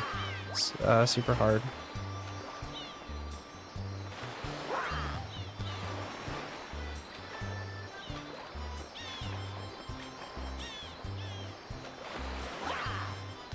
Yeah, I've had to very much in recent years learn to not buy games on Steam the moment they get a big discount, because unless I like know I'm gonna play it like right then. So like the past like couple, you know, seasonal sales, I don't even know if I've bought anything, maybe one game or so. Do you guys like having physical copies of your games? I do prefer it, yeah. I like being able to play them offline. I like being able to just kind of like pop them into the system and they're good to go. I also just like looking at them on the shelf. Ah.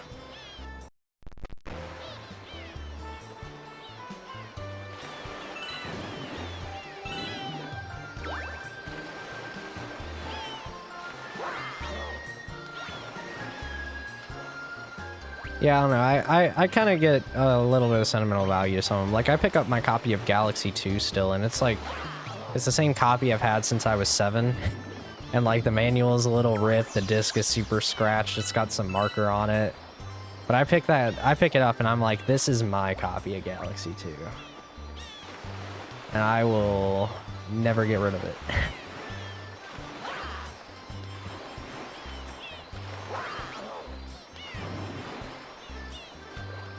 I like pick up the case and I think of all the good times I had playing that game.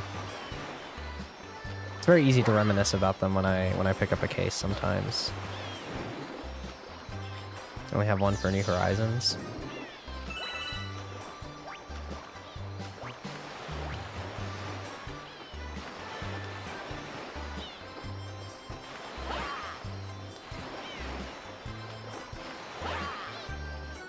Yeah.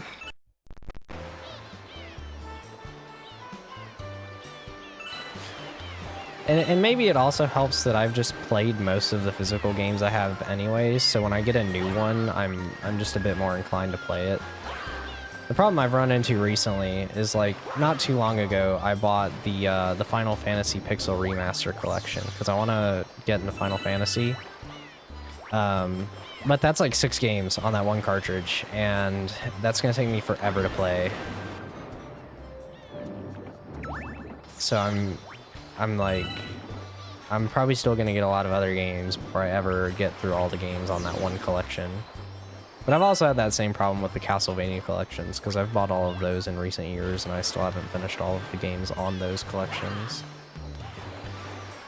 I don't think I play enough games to warrant getting physical copies. I think if you really enjoy games, and you just want those games physically, I don't think there's any harm or shame in that, even if it's like, I just like these 10 games a lot, but I just have these 10 games and they're pretty cool. But like, if you know, if you want them digital anyway, then you know, that's fine too.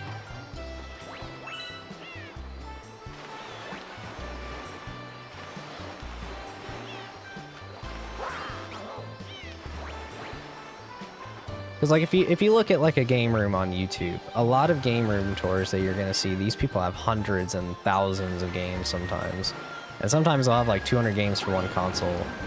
And you know, I'm like, if they want to do that, that's fine, that's cool. I've got the Switch is a big exception, but I think the most games I have on any one system is 23 or 24. It's either for the Wii or 3DS. I've got quite a few games for both those systems. Most of my systems I have maybe like 15 or 16 games for. That isn't just me showing them in a drawer somewhere. Which, I mean, I think that's a fine way to store the games. Like, I think one day I'll probably end up having to store mine in some bin under my bed, but I mean, they're there, and I'll be able to, you know, pull that bin out and play them and enjoy them.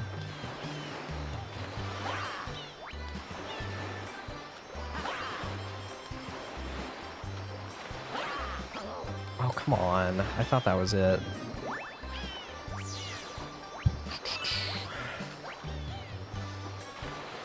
I'm so tired of looking at this wall, dude. Luigi, why can't you just wall jump off the thing?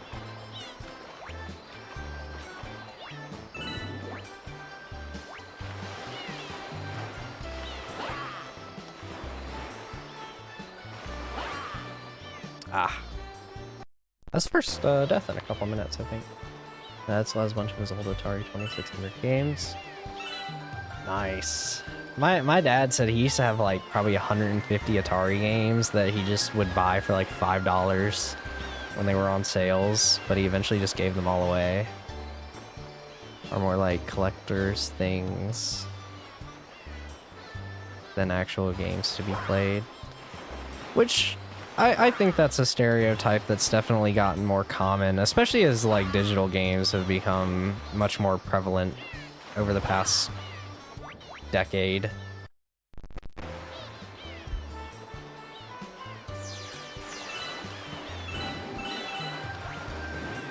I'm also just schizo though, and I don't like the games being tied to an account or something that could just disappear. Like, sure, you could argue my games could get swept up in a tornado and they're all gone there, but I don't know. I having the physical games just feels a lot more tangible to me.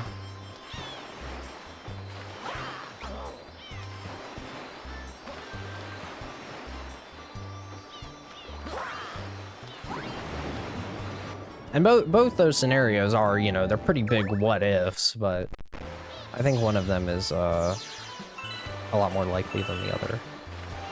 Combat for the 2600. I never could get the hang of combat. I would say my favorite 2600 game is probably Centipede. I actually always really enjoyed Centipede. Like, even the Atari version of it's really fun, I should say, because, like, you know, a lot of arcade ports onto the 2600 are not very fun. Or they're just not, they're alright, but they're not nearly as good as their arcade counterpart. I think Centipede does a pretty good job of retaining itself.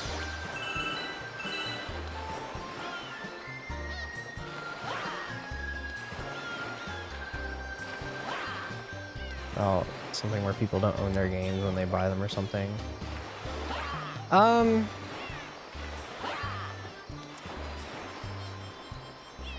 Vessel already. When it comes to digital games, like, technically to some degree you're just like buying a license for that game, and it could technically be like revoked from your account.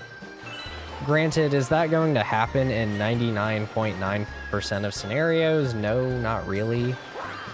But like one big thing that happened a couple years ago now, I want to say, it might have been like 2022 or 2023. I think it was National Geographic.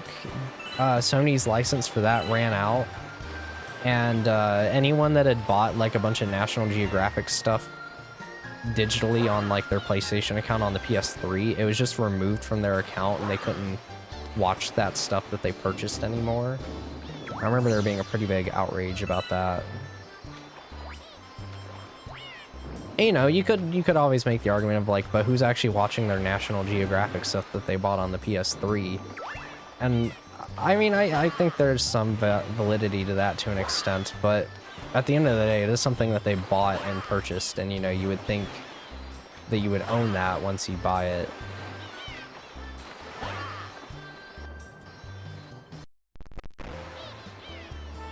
Setting the same minute timestamp, dang.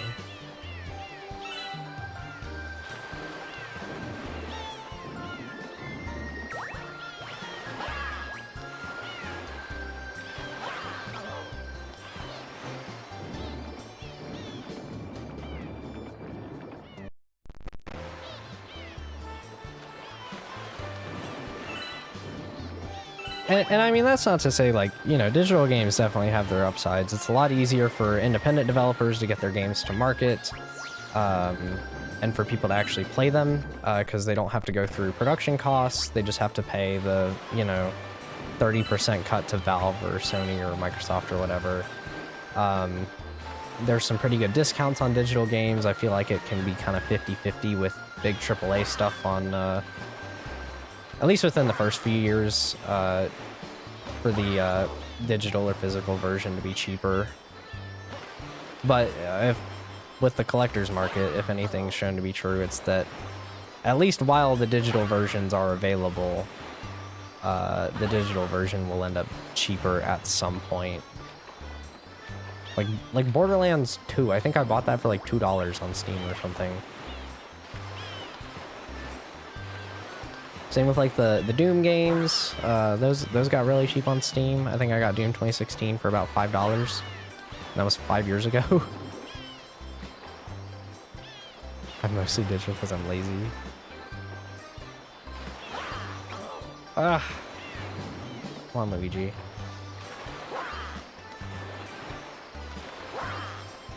Nope.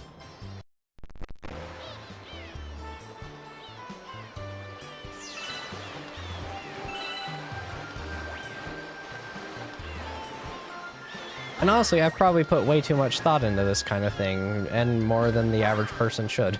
But I have anyways, so. Because, you know, most people probably, they're just gonna be like, I want this game, I'll buy it, and that's fine. I don't really have anything against that.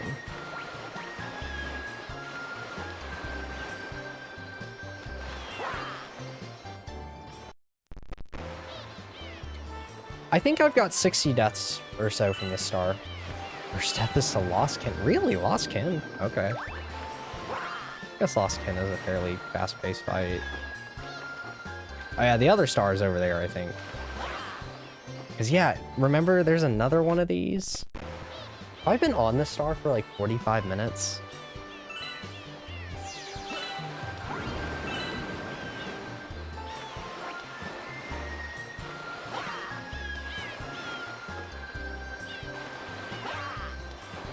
I don't know how you're thinking about this.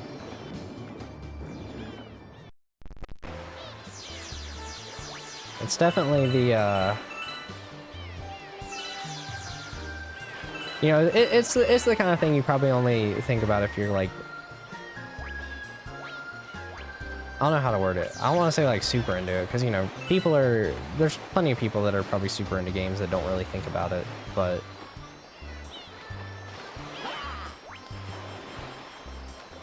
my brain will bounce around and just has a lot of weird thoughts about it.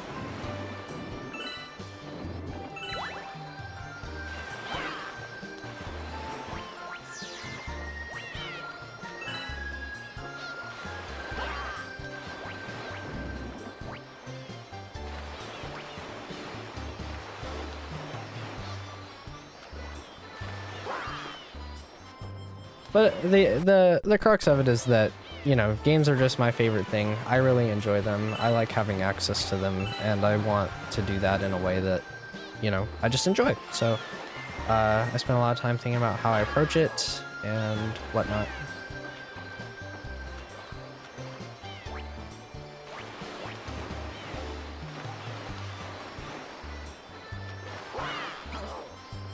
God, I'm not even getting the wall jumps off.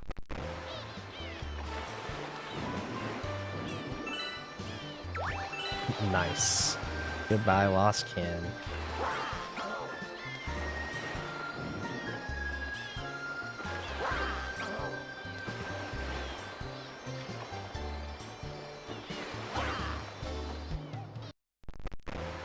Yeah, I'm sure plenty of people approach buying games and just the way they play games if they, you know, just enjoy a fair amount of games.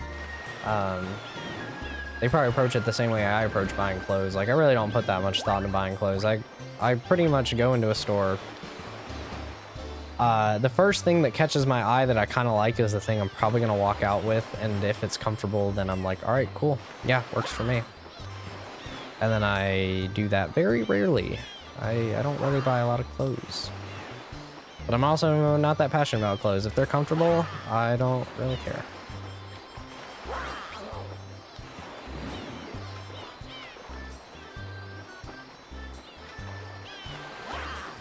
It works for me.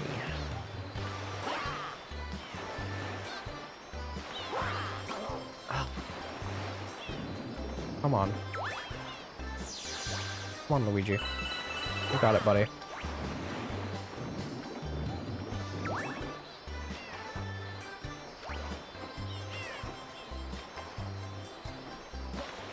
Comfortable and easy to wear. And they don't look really dumb. I don't know. I tend to just wear like pretty plain colors, and like I'll wear a variety of colors, but like I pretty much just wear like plain colored t-shirts, whether that's like a red one or a purple one or a white one or something. Like clothes and fashion, but don't have that many overall.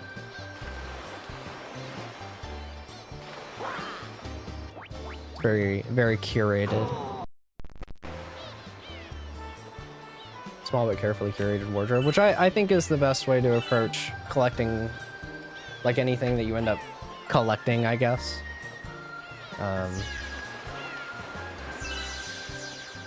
Right, because even I could say that about my games. I pretty much get rid of any games that I don't really like. I've pretty much curated the games I have, I think, to ones that I just really like. And there's not very many of them that I haven't gotten, you know, actual use out of.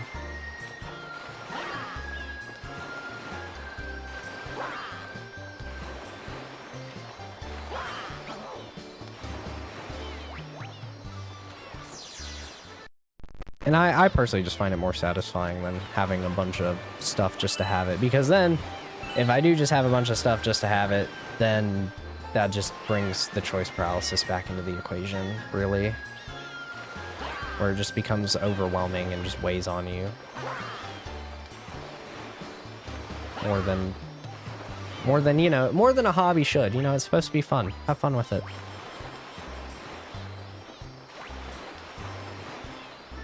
But if getting a whole bunch of stuff and having a really big collection is the fun part, then that's the fun part for someone.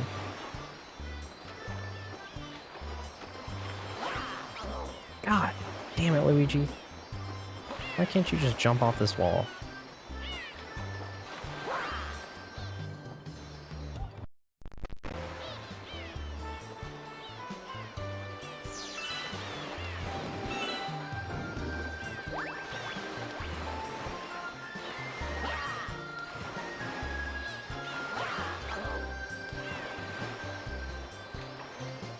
Man, okay.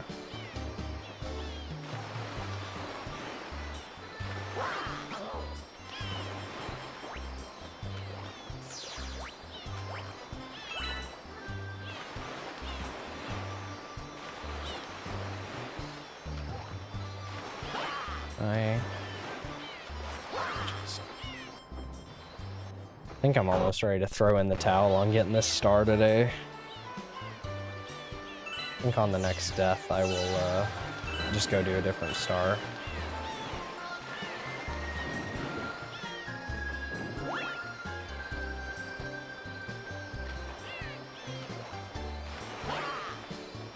Alright, I'll just let it game over, and we'll go do Bowser's Star Reactor, because I'd like to finish the fountain to some capacity today.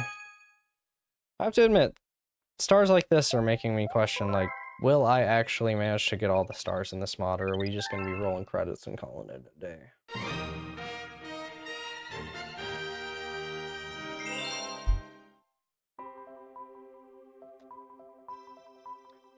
There's still a large part of me that just wants to overcome all of it. Rage bait you or anything? I feel like you could have gotten that 5-path all done by this point if you're doing that instead. There's probably a pretty decent chance. There's probably a decent chance.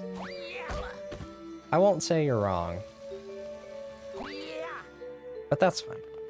It's not that big of a deal.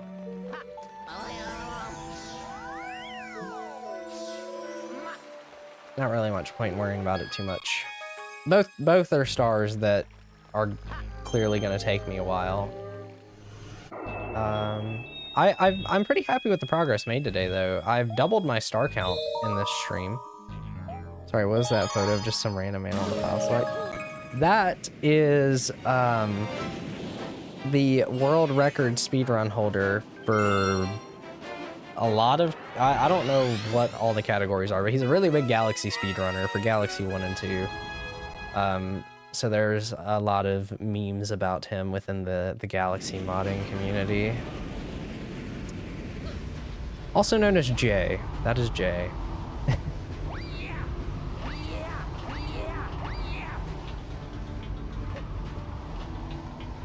And he's the GOAT. If I don't know what to do in a Galaxy ROM hack, I just reference him because he's really like the only fairly large channel that's played most of them.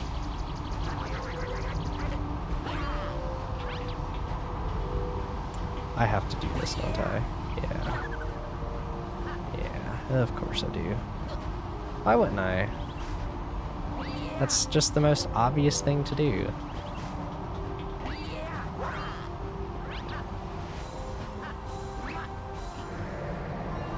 Of course. I forget just how short this level actually is. See an IRL photo next to that Yoshi and Luigi. There's another mod that I played that had like it had that photo just hidden around in random spots occasionally, and it became a fun little game of like trying to find some of them. Oh, that extends all the way over there. Oh shoot. Okay, that's crazy.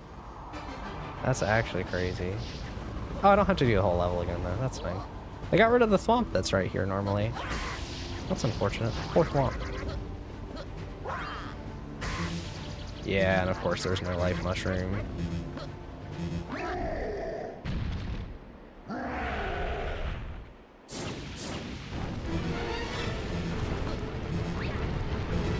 Oh god, why'd the camera have to change?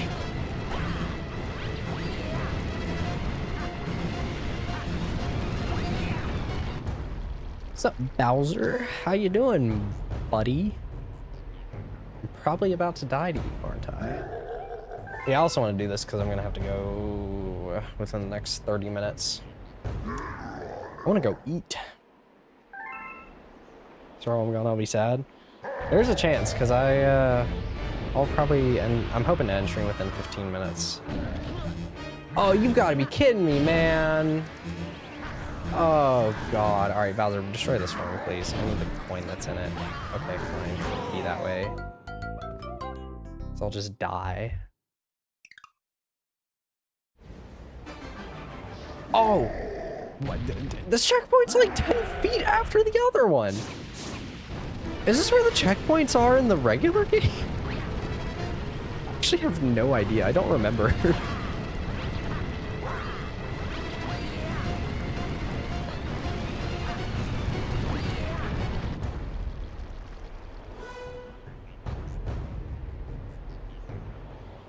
Nosk. Nosgard's another Palor, right? Am I remembering that right? I feel like I remember having to fight him for a Palor.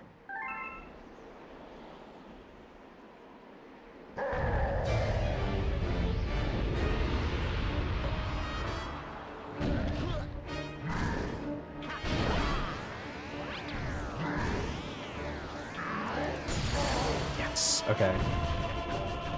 Come here, Bowser. Oh my god, trying to hit you with this on the planet is actually really difficult. There we go. That's the one. Okay.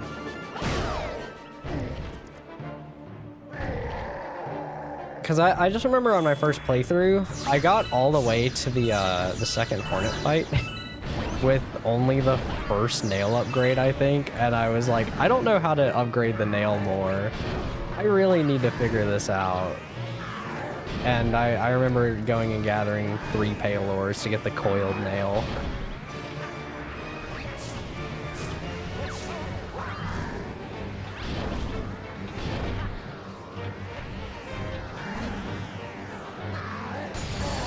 Oh wow, I can't believe I got him into that. That was a pretty small gap. Bowser, come here. That didn't hit you, really? Right here. His trajectory on this is... Oh, wow. That was like right as he was about to put it out.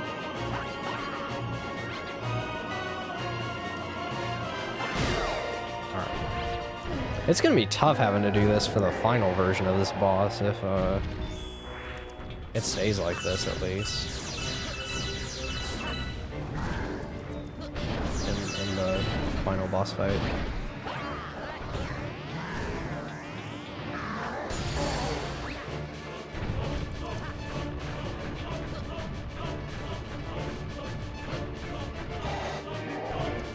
Bowser, get back here! Oh my god. This is the one, right? Nope. Oh.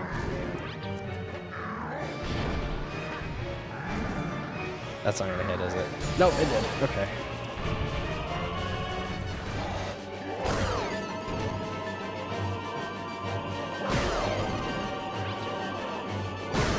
There we go. Goodbye, Bowser. You now have enough for coil now.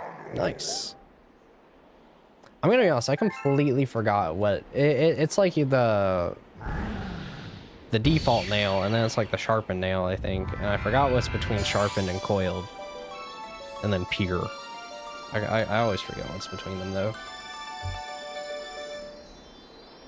because you can get 3 Palors like so close to each other that I usually just go straight to coiled.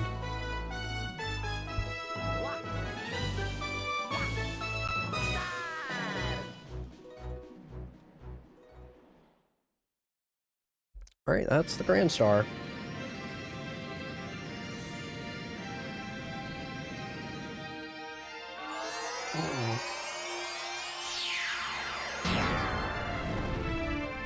Channeled is before coiled. Okay.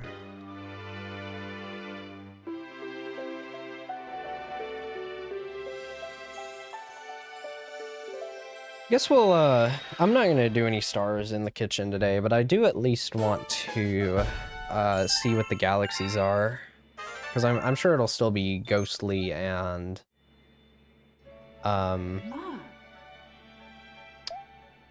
Beach Bowl, but I'm kind of curious what the smaller ones are gonna be.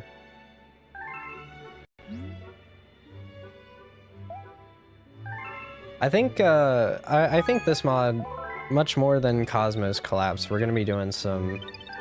We'll save this star for later. I'm gonna focus more on just getting a large number of stars today so that we can progress the game, and then we'll come back to some of the hard ones later and attempt, you know, as we attempt getting to every star.